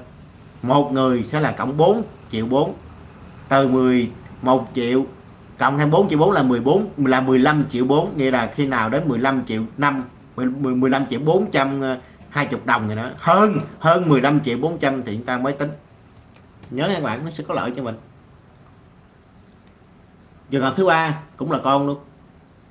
Con đang theo học tại Việt Nam hoặc nước ngoài, các bậc đại học, cao đẳng, trung học chuyên nghiệp, dạy nghề, kể cả con từ 18 tuổi trở lên, đang học bậc phổ thông, tính cả thời gian chờ kết quả đại học từ tháng 6 đến tháng 9 năm lớp 12, vẫn được tính là người phụ thuộc. Hoặc là con mà không có thu nhập gì hết, hoặc có thu nhập bình quân trong một tháng mà nó không vượt quá 1 triệu, nghĩa là con mình có đi làm, con mình từ 18 tuổi trở lên rồi nó có đi làm rồi, nhưng mà một tháng nó chỉ thu nhập hơn 900 mấy, nghĩa là dưới 1 triệu. Những đứa nào, những mình gia đình nào mà có con mà nó có đi làm nhưng một tháng nó thu nhập dưới 1 triệu thì vẫn được tính là người phụ thuộc. Nhớ các bạn nên nhớ người phụ thuộc nha. Các bạn nhớ nha, người phụ thuộc rất quan trọng đó. Bởi vì người phụ thuộc nó giúp cho mình là kéo và nâng cái khoản tiền đóng tiền nộp thuế hơn nha. Mình nói đi nói lại nhiều lần luôn. Có nghĩa là nếu như bạn nào mà không có người phụ thuộc thì trên 11 triệu là phải nộp thuế thu nhập cá nhân. Còn nếu như bạn nào có một người phụ thuộc thì phải trên 15 triệu 400 mới nộp. Bởi vì một người phụ thuộc cộng 4 triệu tư vô trong 11 triệu đó thì là 15 triệu tứ, là khi nào 15 triệu tứ mới nộp. Cho nên là có người phụ thuộc thì giờ thằng này nó có 12 triệu nhưng không ai phụ thuộc hết thì 12 triệu nộp thuế. Cái bạn kia 15 triệu nhưng mà kia không nộp. Lương của bạn hàng tháng là bạn có 15 triệu bạn không nộp, bởi vì bạn có một người phụ thuộc. Một người phụ thuộc thì đến 15 triệu tư mới nộp. Nhớ chưa nào. Rồi đối tượng thứ hai là gì? Đối tượng thứ hai là vợ hoặc là chồng của người nộp thuế. Vợ chồng người nộp thuế. Như là dụ như mình đàn ông đi, mình có vợ, cái người này là vợ mình thì mình nuôi cái người vợ mình thì mình không thì tính một người phụ thuộc đây. Hoặc là cái người đó là người vợ đi làm việc có tiền, làm một tháng 12 triệu đi, nhưng mà nuôi người chồng mà người chồng không làm được gì hết thì người vợ nuôi người chồng thì người chồng là người phụ thuộc. Mà người chồng là người phụ thuộc thì người vợ được tính một, như là người vợ đến 15 triệu tư mới nộp tiền, trên 15 triệu tư mới nộp tiền, vì cái nuôi người chồng mà. Vậy là chồng nuôi vợ hoặc vợ nuôi chồng chẳng tính là người phụ thuộc nhé. Trường hợp thứ ba là cha đẻ, mẹ đẻ, mẹ vợ, cha chồng, mẹ chồng, cha dượng, mẹ kế, cha nuôi, mẹ nuôi hợp pháp. Các bạn nên nhớ nha, cha dượng, mẹ kế, cha nuôi, mẹ nuôi là phải hợp pháp, nghĩa là phải được công nhận. Mình phải làm cái đơn, mà làm cái đơn là quan hệ cái cha dượng mà con nuôi gì đó mới được, chứ không phải mình nói ông này cha dượng tôi là được đâu, mình phải có sự xác nhận. Trường hợp thứ tư, đối tượng thứ tư đó là các cá nhân không có nơi nương tựa mà người nộp thuế phải trực tiếp nuôi dưỡng, bao gồm anh ruột, chị ruột, em ruột của người nộp thuế, nghĩa là anh chị em ruột của người nộp thuế. Dù mình là người nộp thuế nè, mình có anh mình, có chị mình, có em mình, mà những người đó không làm gì cả tiền thì nó phụ thuộc về mình, tại mình nuôi nó mà. Như vậy là mình phụ thuộc mình, như là tính cái người đó là một. Dù anh mình không làm gì cả tiền, mình nuôi anh mình, thì anh mình gọi là người phụ thuộc vào mình, thì anh mình là người phụ thuộc vào mình mà, như là tính một. Nếu mình có chị nữa là chị mình phụ thuộc vào mình nữa là hai, như là người phụ thuộc vào mình. Người phụ thuộc vào người nộp thuế: ông nội nè, bà nội nè, bà ngoại nè, ông ngoại nè, cô ruột nè, dì ruột nè, cậu ruột, chú ruột, bác ruột của người nộp thuế. Như mình có chú mình, chú ruột của mình nè, mà ông không có làm được gì hết, ông phụ thuộc vào mình, như là tháng nào mình cũng nuôi ổng hết, tháng mình cũng cho tiền ổng hết, như là ông phụ thuộc vào mình. Chú mình hay ông ngoại mình là phụ thuộc vào mình, vì là mình phụ thuộc mình, mà mình là người nộp thuế, như vậy là mình tính người đó người phụ thuộc, là một người rồi đó. Cháu ruột, cháu ruột của người nộp thuế. Cháu ruột nghĩa là con của anh ruột, con của chị ruột, con của em ruột mình, gọi là cháu, là cháu của mình. Như vậy thì người đó vẫn là nộp thuế, vẫn tính là người phụ thuộc. Người phải trực tiếp nuôi dưỡng khác theo quy định pháp luật. Nghe pháp luật quy định người nào mà mình phải nuôi á, thì cái đó là mình tính nha. Để làm được người phụ thuộc thì đối tượng thứ 2, 3, 4, 5, 2, 3, 4 phải đáp ứng yêu cầu sau đây. Có nghĩa là con thì đương nhiên là nó dễ rồi, nhưng bây giờ nè, đối tượng là vợ hoặc chồng, cha mẹ đẻ nè, cha mẹ vợ nè, cha dượng cha kế nè, rồi những người anh chị em ruột nè, rồi cháu ruột nè, ông bà nội, ông bà ngoại, chú ruột, cô ruột, dì ruột đó. Nếu điều kiện để những người đó là người phụ thuộc thì cần phải làm gì? Đối với người trong độ tuổi lao động phải có điều kiện. Thứ nhất, dụ như cha mẹ, cha đẻ mẹ đẻ nè, cha vợ mẹ vợ, cha chồng mẹ chồng nè, rồi cha dượng mẹ kế nè, rồi cô ruột, chú ruột, bác ruột, rồi con hay là cháu ruột nè, thì hay là vợ hoặc chồng nè, người đó là phải là người khuyết tật, hoặc người đó phải là người không có khả năng lao động. Ví dụ như giờ cha mình nói ở đây là cha ruột của tôi, nhưng mà ông làm việc cả tiền, ông có lương, ông có làm gì cả tiền, nuôi là nuôi gì ông nuôi để mình đó chứ. Thế mày, hoặc là vợ mình, ở đây là vợ tôi, người phụ thuộc của tôi, vợ tôi nè, nhưng mà cái cô đó cổ cũng đi làm.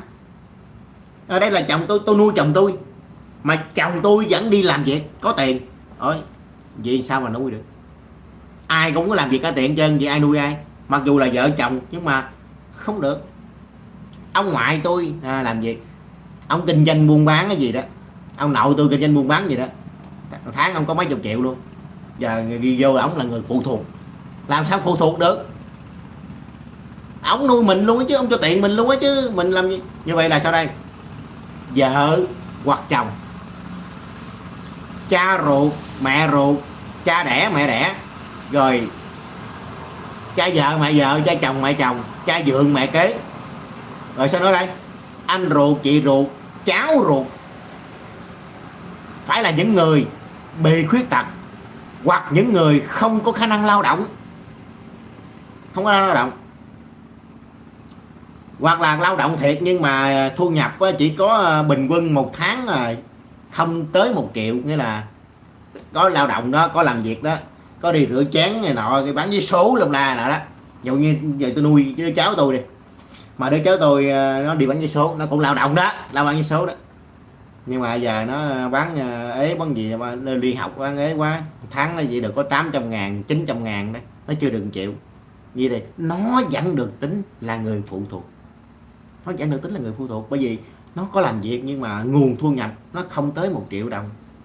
Vợ tôi hay là chồng tôi, chồng tôi là có đi làm việc, anh có đi làm, dụ như bán bánh mì, bán cà rem rồi đó, bán rau rồi đó. Anh ở nhà anh có là trồng miếng đất nhỏ, anh trồng miếng rau anh đem bán, nhưng mà một tháng tính luôn, một tháng anh thu nhập khoảng cỡ 600-700 ngàn thôi, chưa được 1 triệu. Như thế anh nó là người phụ thuộc.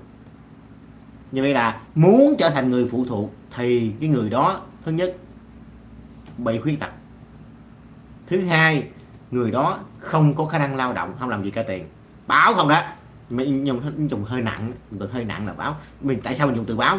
Báo để quý vị các bạn hiểu điều rằng là cái người báo là người phụ thuộc đó, nó không làm gì có tiền, chứ mình không có khi dễ người ta, các bạn không có khi dễ. Nhưng mà mình nói để quý vị nhiều khi dùng từ ngữ nó nôm na xíu, nó bình dân xíu để chúng ta hơi thô thiển một xíu để quý vị hiểu rõ hơn nhé. Đó, thứ hai là nó có làm việc nhưng mà nó không chưa tới 1 triệu. Chỉ có con mình là ok nhất nha các bạn. Con mình thì chúng ta thấy là tốt nha, dưới 18 tuổi là mình có nói con 18 tuổi thôi, còn nó học, mình đi học bình thường luôn, học đào học cao học đại học, học nghề học gì chứ, thì nó vẫn là mình vẫn là nó vẫn là người phụ thuộc, nó chưa làm gì cả tiền. Con mình chưa làm gì cả tiền thì nó vẫn tính là người phụ thuộc. Con là dễ nhất nha các bạn, con là dễ nhất đó. Nhưng mà nếu như mà chồng vợ ông bà rồi cha mẹ rồi anh chị em cháu thì thứ nhất khuyết tật, thứ hai không làm việc ra tiền, thứ ba là sau đây có làm việc ra tiền nhưng mà dưới 1 triệu. Cho nên nhớ nha. Năm 2025 cha mẹ bao nhiêu tuổi được đăng ký là người phụ thuộc? Năm 2025 này nè, cha mẹ bao nhiêu tuổi được đăng ký người phụ thuộc? Nghĩa là cha mình có đúng vô cái tuổi được phụ thuộc chứ. Nghĩa là mình làm cái đơn này, đây là cha tôi nuôi cha tôi nè, nhưng mà giờ pháp luật có quy định là giờ nuôi được chứ. Thầy chúng ta nhớ nha, theo lộ trình điều chỉnh tuổi nghỉ hưu của người lao động thì tuổi nghỉ hưu của người lao động điều kiện bình thường, trong điều kiện bình thường á, sẽ là năm 2025 là đối với lao động nam 61 tuổi 3 tháng, đối với lao động nữ là 56 tuổi 8 tháng. Nghĩa là nếu chúng ta có cha mẹ chồng, cha mẹ vợ, cha mẹ ruột vậy đó mà 61 tuổi 3 tháng, 56 tuổi 8 tháng thì chúng ta là ghi là người phụ thuộc được. Đồng thời kết hợp các đối tượng người phụ thuộc ở điều 9 thông tư 111 gạch trên 2013 trên TT gạch BTC thì năm 2025 nếu cha mẹ trong độ tuổi và đáp ứng các điều kiện sau đây thì sẽ đăng ký là người phụ thuộc, đăng ký người phụ thuộc nhé. Nếu mình là người nộp thuế mà có người đăng ký người hợp lý luôn, có người phụ thuộc đây rất là tốt rồi. Cha từ 61 tuổi 3 tháng, mẹ từ 56 tuổi 8 tháng, không có thu nhập hoặc thu nhập bình quân một tháng trong năm từ tất cả các nguồn thu nhập, tất cả nguồn thu nhập luôn, không quá 1 triệu. Nghĩa là nếu như cha mình về hưu, mẹ mình về hưu, đúng tuổi về hưu về rồi, cha mình 61 tuổi 3 tháng rồi về hưu rồi, mẹ mình 56 tuổi 8 tháng về hưu rồi, nhưng mà nếu cha mẹ mình một tháng mà trên 1 triệu, làm việc được trên 1 triệu thì vẫn không có phải là không phải là người phụ thuộc nhé. Chỉ khi nào mà cha mẹ mình về hưu mà cha mẹ mình không có làm được gì ra tiền hết, nên nhớ không làm gì ra tiền hết, bị khuyết tật, bị là thương binh này nó đó, khuyết tật hay là không có khả năng lao động, hoặc lao động được nhưng mà nó thu nhập bình quân một tháng nó không được 1 triệu đồng thì gọi là người phụ thuộc nhé. Cho nên quý vị các bạn phải chú ý vấn đề là người phụ thuộc để coi trong cái gia đình của mình, dòng họ của mình có ai có thể là người phụ thuộc không, nó giảm cái thời gian số tiền đóng tiền nộp thuế thu nhập cá nhân nhé. Cảm ơn các bạn đã bấm like ủng hộ mình nha. Hiện giờ được 19 like, quý vị các bạn bấm like ủng hộ mình nha. Bây giờ nó cũng hơi mệt đấy các bạn, nhưng mà nội dung mình đưa ra thì thấy mình đang nói vấn đề giống như kiểu các bạn hiểu nè, là mình đang đọc về những cái nội dung về thuế thu nhập cá nhân, và mình hiểu như thế nào mình chia sẻ đến quý vị như thế đó. Và đương nhiên một điều quan trọng là mình vẫn không quên nói một điều rằng là quý vị nên đến cơ quan thuế để hiểu rõ hơn nhé. Đương nhiên những người nào mà thu nhập trên 1 triệu mấy đó, chào bạn gì em gì Hạ Long, chào bạn nhé các bạn, cảm ơn bạn nhé bạn, cảm ơn các bạn đã bấm coi like và đăng ký kênh ủng hộ nha. Lưu ý độ tuổi trên tính theo điều kiện lao động bình thường. Đối với các trường hợp nghỉ hưu ở độ tuổi thấp hơn thấp hơn nghỉ hưu là nghỉ hưu sớm, người ta gọi là nghỉ hưu sớm hoặc là nghỉ hưu non đó. Thì trong điều kiện lao động bình thường quy định tại khoản 1 điều 5 Nghị định 135 gạch trên 2020 trên ND gạch CB thì việc xác định độ tuổi lao động được quy định theo quy định này. Nếu cá nhân có người phụ thuộc, nếu bản thân mình là người nộp thuế mà mình có người phụ thuộc như đã nói ở trên, thì quý vị các bạn nên làm đơn giảm trừ gia cảnh để nâng cái giới hạn đóng tiền thuế thu nhập cá nhân lên cao hơn. Mình nói lại một lần nữa, nếu như một cá nhân nào nộp thuế, dù bản thân mình nộp thuế nè, bây giờ mình nộp thuế đi mà mình không nuôi ai hết. Không nuôi ai nghĩa là gì? Không nuôi ai nghĩa là không có ai phụ thuộc vào mình hết, mình không có người phụ thuộc, thì chỉ cần trên 11 triệu 11 triệu 100 đồng hay 11 triệu 1.000 đồng thì vẫn là nộp thuế. Trên 1 triệu là nộp thuế. Chào bạn Liên Trần nha. Trên 11 triệu là nộp thuế. Nhưng bây giờ mình có một người phụ thuộc, mà ở trên mình đã nói rồi thế nào là người phụ thuộc rồi đó. Dù mình có cha mình, dù mình có mẹ mình đi, dù mình có cháu mình đi, ví dụ như cháu đi, dù mình có cháu mình nè, thứ nhất nó chưa được 18 tuổi đó, nó chưa được 18 tuổi là ok rồi. Như vậy thì mình lấy nó vô và cho nó là người phụ thuộc vào mình, như là người phụ thuộc, và mình làm cái đơn là giảm trừ gia cảnh. Giảm trừ gia cảnh như vậy thì cô pháp luật đã xác nhận rồi, ok rồi, cái cô này, cái em này, cái cháu này nè, bé này nè là người phụ thuộc của mình, ok, như vậy thì mình sẽ nộp bao nhiêu tiền nộp thuế các bạn? Nghĩa là trên 11 triệu, nghĩa là tất cả các thu nhập của các bạn, tất cả thu nhập của bạn trong một tháng nếu trên 11 triệu thì sẽ là phải nộp thuế. Nhưng mà nếu như bạn có một người phụ thuộc, thí dụ như bạn Liên Trần có là bà ngoại có cháu tên là Khoa, bây giờ bà ngoại có cháu đi mà không làm gì có tiền, không làm gì có tiền, nghĩa là mình nói nôm na như người dân là ăn ở không ấy, nhất là sức khỏe không, nhiều lý do dù sức khỏe là không cho phép để làm việc nữa, hoặc là bị khuyết tật đó, hay là có đi buôn bán rau cải chút đỉnh nhưng mà lương một tháng chỉ được 1 triệu, như vậy mình nhập vô. Vậy là bây giờ bản thân dụ mình là người nộp thuế nè, giờ thí dụ mình thí dụ bạn Liên Trần nè, mình là người nộp thuế nè, dụ lương mình là 11 triệu, đúng 11 triệu chưa nộp các bạn, đúng 11 triệu là chưa nộp thuế, đúng 11 triệu chưa nộp, mà hơn 11 triệu là nộp, hơn bao nhiêu cũng nộp hết. Dụ mình 11 triệu đi mình chưa nộp.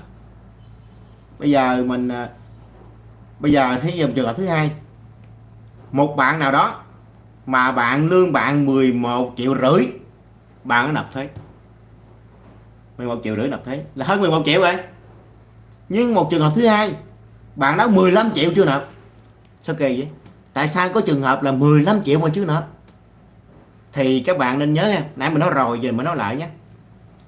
Các bạn chờ thứ nhất 11 triệu rưỡi, 11 triệu 100 ngàn thôi, 11 triệu 50 ngàn thôi là nộp rồi, hơn 11 triệu rồi. Vậy là 11 triệu 50 ngàn là nộp thuế. Tại vì bạn đó không nuôi ai hết, không có người phụ thuộc, không có người để giảm trừ gia cảnh, cho nên bạn 11 triệu 50 đồng thôi, 50 ngàn thôi là nộp. Nhưng bạn kia 15 triệu không nộp. Sao kỳ vậy? 15 triệu 200 ngàn không nộp luôn. Tại sao kỳ vậy? Tại vì bạn đó có một người phụ thuộc. Có nghĩa là giờ lương của mình đi là 11 triệu, cộng thêm cái mức mà nộp thuế là trên 11 triệu là nộp. Bây giờ mình có một người phụ thuộc, một người sẽ cộng thêm là 4 triệu tư. Vậy là 11 triệu cộng với 4 triệu tư là 15 triệu 400 ngàn. Vậy là khi nào mà tôi vượt quá số tiền một tháng là 15 triệu 400 ngàn, 15 triệu 420 đồng, 10 đồng thì tôi sẽ nộp thuế. Còn bây giờ cái trường hợp thứ hai, bạn nãy nói rồi là bạn đó 15 triệu. Vậy là bạn có một người phụ thuộc, bạn đó có 15 triệu thôi làm sao nộp? Quy định là 15 triệu có một người phụ thuộc thì 15 triệu 400 ngàn mới nộp. Nhưng mà bạn này mới có 15 triệu thôi làm sao nộp? Đó là lý do tại sao mà cái bạn 15 triệu mà chưa nộp thuế, mà bạn 11 triệu 100 là nộp thuế là chỗ đó. Chúng ta nhớ nhé. Cho nên chúng ta phải xem xét kỹ coi gia đình mình có người nào là phụ thuộc không, mình làm cái giảm trừ gia cảnh nhé.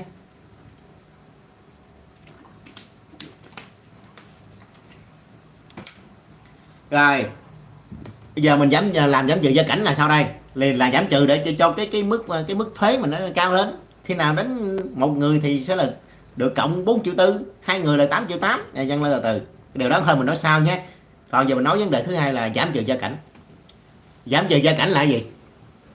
Giảm trừ gia cảnh là các khoản được trừ vào thu nhập chịu thuế của cá nhân trước khi xác định thu nhập thuế tính từ tiền lương tiền công. Nghĩa là nguyên một tháng đó, bạn được bao nhiêu tiền trên 11 triệu là bị trừ thuế, đóng thuế đó. Nhưng bây giờ có một người phụ thuộc làm đơn giảm trừ gia cảnh thì bạn sẽ là 15 triệu 400. Rồi mức giảm trừ gia cảnh hiện nay như thế nào đây? Giảm trừ gia cảnh gồm giảm trừ gia cảnh cho bản thân người nộp thuế, giảm trừ gia cảnh cho người phụ thuộc. Mức giảm trừ gia cảnh mới nhất hiện nay thực hiện nghị quyết 954 trên 2020 trên UBTV QH14 như sau. Miễn giảm trừ gia cảnh đối với đối tượng nộp thuế là 11 triệu đồng trên một tháng. Nghĩa là bạn làm việc mà nếu một tháng mà 11 triệu trở xuống, đúng 11 triệu trở xuống là không nộp. Như là quy định ra là 132 triệu một năm này không nộp, trên đó mới nộp. Thì 11 triệu nhân cho 12 tháng thì ra 132 triệu. Thì nó đúng 11 triệu. Có nghĩa là đúng 132 triệu cho một năm thì không nộp thuế, hơn sẽ nộp. Mức giảm trừ gia cảnh đối với một người phụ thuộc là 4 triệu 4 một tháng. Bữa nãy mình nói rồi đấy. Dụ như bây giờ mình có một người phụ thuộc thì mình sẽ cộng thêm là 4 triệu tư. Mình có hai người phụ thuộc sẽ là 8 triệu 8. Thì mình lấy 4 triệu, một người là 4 triệu tư, hai người là 8 triệu 8, ba người là bao nhiêu? Mình nhân lên 4 triệu tư nhân cho 3. Như vậy thì mình sẽ cộng vào cái mức đóng thuế. Mình nói lại lần nữa, thí dụ như mức đóng thuế là trên 11 triệu đóng thuế. Nhưng bây giờ mình có một người phụ thuộc là cộng thêm 4 triệu tư vô nữa. Như là mình tới 15 triệu tư mới đóng thuế. Mình tới 15 triệu tư mới đóng thuế. Một người phụ thuộc. Còn nếu giờ hai người phụ thuộc là sao? Hai người, một người là 4 triệu tư, hai người là 8 triệu 8, cộng thêm 11 triệu nữa là 19 triệu 8. Vậy thì khi nào mà mình có hai người, mình làm đơn được hai người phụ thuộc rồi, hai người phụ thuộc, thì khi nào mình trên 19 triệu 8 mình mới nộp. Nếu như giờ trong tháng đó mà bạn làm lương được 19 triệu 700 ngàn, 19 triệu 800 ngàn luôn, nhưng mà bạn có hai người phụ thuộc rồi thì vẫn không nộp thuế nha các bạn. Không nộp thuế. Các bạn nhớ chưa? Nhớ không nộp thuế. Cho nên cái người mà làm 11 triệu 100 ngàn mà nộp thuế, còn người 15 triệu không nộp là chỗ đó đấy. Chúng ta hiểu không? 15 triệu không nộp. 15 triệu mà ta có một người phụ thuộc. Còn bây giờ tôi 19 triệu không nộp luôn. Tại sao vậy? Tôi có hai người phụ thuộc. Một người là 4 triệu tư, hai người là 8 triệu 8, cộng thêm 11 triệu mà bắt buộc phải đóng nữa là sao đây? Là 19 triệu 8. Như vậy đây, hai người phụ thuộc là phải trên 19 triệu 8 mới nộp. Giờ tôi làm một cái đơn, tôi nuôi hai người. Làm cái đơn tôi nuôi hai người. Như vậy thì và lương tôi là 19 triệu. Không đâu. Bây giờ nuôi hai người thì phải là trên 19 triệu 8 mới đóng. Giờ tôi có 19 triệu thôi, sao tôi đóng được? 19 triệu 300 ngàn tôi không đóng luôn. Không nào? Cho nên nhớ các bạn, cho nên là chúng ta nếu như có người phụ thuộc, chúng ta nên làm cái đơn là giảm trừ gia cảnh, nó sẽ hữu ích cho mình hơn. Cho coi cái thằng kia nó làm tháng 11 triệu 1 mà nó đóng thuế, là nghiệp thế ghê không? Còn mình làm cái đơn rồi, mình 15 triệu chưa đóng luôn, là cái chỗ đó đó. Cho nên là quý bà con cô bác anh chị em, nếu có người phụ thuộc thì nên làm hồ sơ chứng minh người phụ thuộc để chúng ta giảm trừ gia cảnh. Mình nhắc lại một cách sơ lược hơn người phụ thuộc nhé. Con ruột mình là coi ok đâu. Con này nọ, con là không nói nhiều, con là ok. Con là tôi thấy là con là coi như là ok hết, như là con nuôi nè, con ruột nè, con nuôi, con đẻ, con trong giá thú, con ngoài giá thú, con riêng của vợ, con riêng của chồng này nọ, đều là con, đều là con hết. Thì dưới 18 tuổi nó là người phụ thuộc của mình đó, làm ở đơn được đó, nó là một người, tính là người phụ thuộc. Còn nếu như nó mà trên 18 tuổi, bằng 18 tuổi trở lên, nhưng mà nó đang đi học, nó đang học đại học, đang học cao đẳng, đang học nghề, thì nó vẫn là người phụ thuộc. Nó đang học, nó có làm gì cả tiền đâu, như vậy nó vẫn là người phụ thuộc, nó vẫn là người phụ thuộc.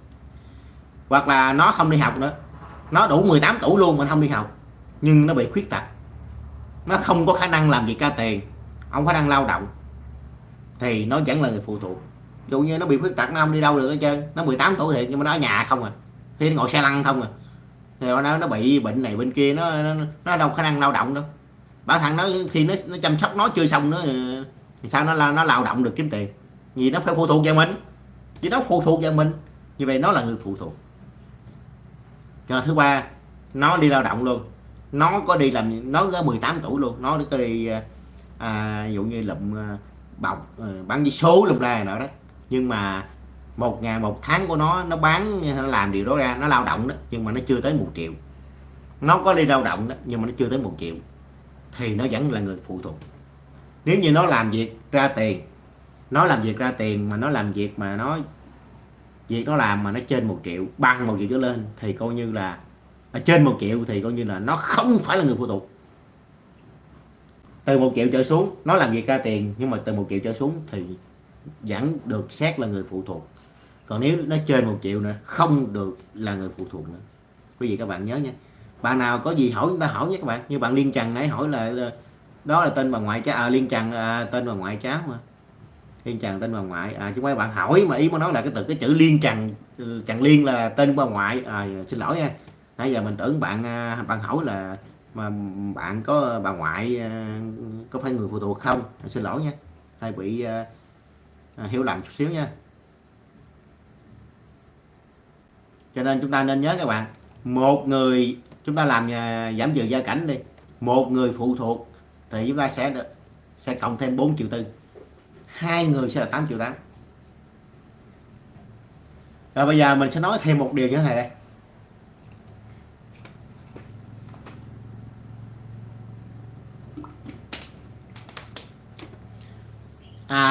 Trước khi nói ra nội dung khác thì có một số bạn mới vào câu like thì mình nói lại nha. Mình không phải là người bên chi cục thuế, mình chỉ là người dân bình thường thôi, và mình là một giáo viên.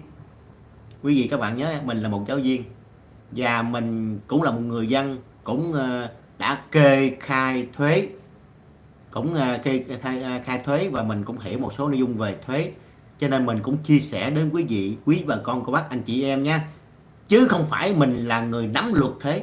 Đấy, mình đang nói với tư cách là mình hiểu như thế nào về thuế và mình nói điều đó, chứ không phải là mình ban bố ra những điều này.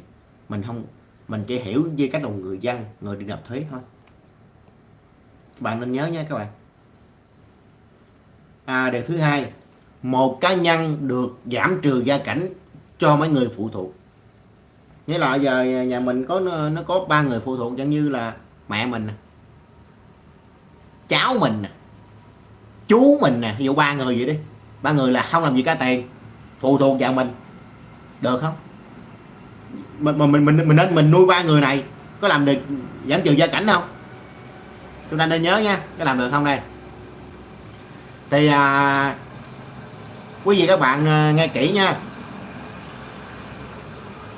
Theo pháp luật quy định đó, pháp luật chỉ quy định điều kiện để xác định đối tượng đó là người phụ thuộc, và chỉ số hạn số lượng tính giảm trừ gia cảnh trên một người phụ thuộc thôi. Mỗi người phụ thuộc chỉ được tính giảm trừ gia cảnh một lần vào người nộp thuế trong năm tính thuế đó, chứ không quy định về số lượng tối đa người phụ thuộc. Quý vị hiểu điều này không? Mình xin được giải thích nhé. Có nghĩa là ví dụ bây giờ mình có mẹ mình đi, mẹ mình là người phụ thuộc nè, bởi vì mẹ mình là quá tuổi lao động rồi, quá tuổi lao động, không lao động nữa, không làm gì cả tiền nữa, giờ mình ghi mẹ mình là người phụ thuộc vợ mình. là một người. Nhưng mà khi mình làm gầu điều này thì thằng em mình nó không thể nào lấy mẹ mình để mà nó là người phụ thuộc vào nó nữa, bởi vì mẹ mình đã nuôi rồi, mình đã ghi trong pháp luật là mình đã nuôi mẹ mình rồi, thì thằng em mình không nuôi nữa, mà thằng em mình sẽ nuôi người khác, nuôi cha mình, nó nuôi ai đó chứ không nuôi nữa. Nghĩa là một người phụ thuộc chỉ phụ thuộc vào một người nộp thuế thôi. Ví dụ như mình ghi mẹ mình là người phụ thuộc vào mình, tính được một người. Thằng em mình nó không thể nào lấy mẹ mình ra để làm nữa, mà thằng em mình có thể lấy người khác. Nhớ các bạn, một người phụ thuộc chỉ được tính cho một người nộp thuế thôi. Đó là trường hợp thứ nhất. Thứ hai,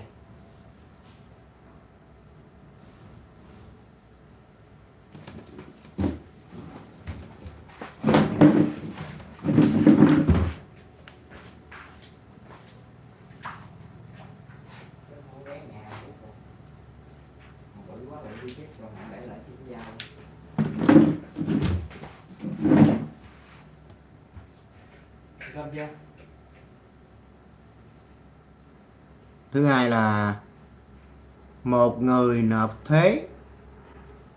Người nộp thuế thì có bao nhiêu người phụ thuộc? Có nghĩa là chúng ta có rất nhiều người phụ thuộc. Có rất nhiều người phụ thuộc, nghĩa là dụ như mình là người nộp thuế nhưng mà mình nuôi nhiều người. Dù mình nuôi ba mình, nuôi mẹ mình, nuôi cháu mình, nuôi chú mình là được hết bình thường. Nhưng mà mình nuôi ai rồi thì người khác không được nuôi nữa. Thì đối tượng như thế này, nếu như có một người phụ thuộc thì mức giam giờ gia cảnh là khi nào trên 15 triệu 400 ngàn thì mới nộp thuế. Nếu như chúng ta có hai người phụ thuộc thì phải trên 19 triệu 800 ngàn mới nộp thuế. Có 3 người phụ thuộc thì khi nào tiền của mình hàng tháng mà trên 24 triệu 200 ngàn mới nộp thuế. Chúng ta nhớ, có điều quan trọng thôi là nghĩa là bao nhiêu người phụ thuộc cũng được hết, nhưng mà có điều quan trọng là cái người này mình đã phụ thuộc vào mình rồi, không phụ thuộc vào người khác nữa.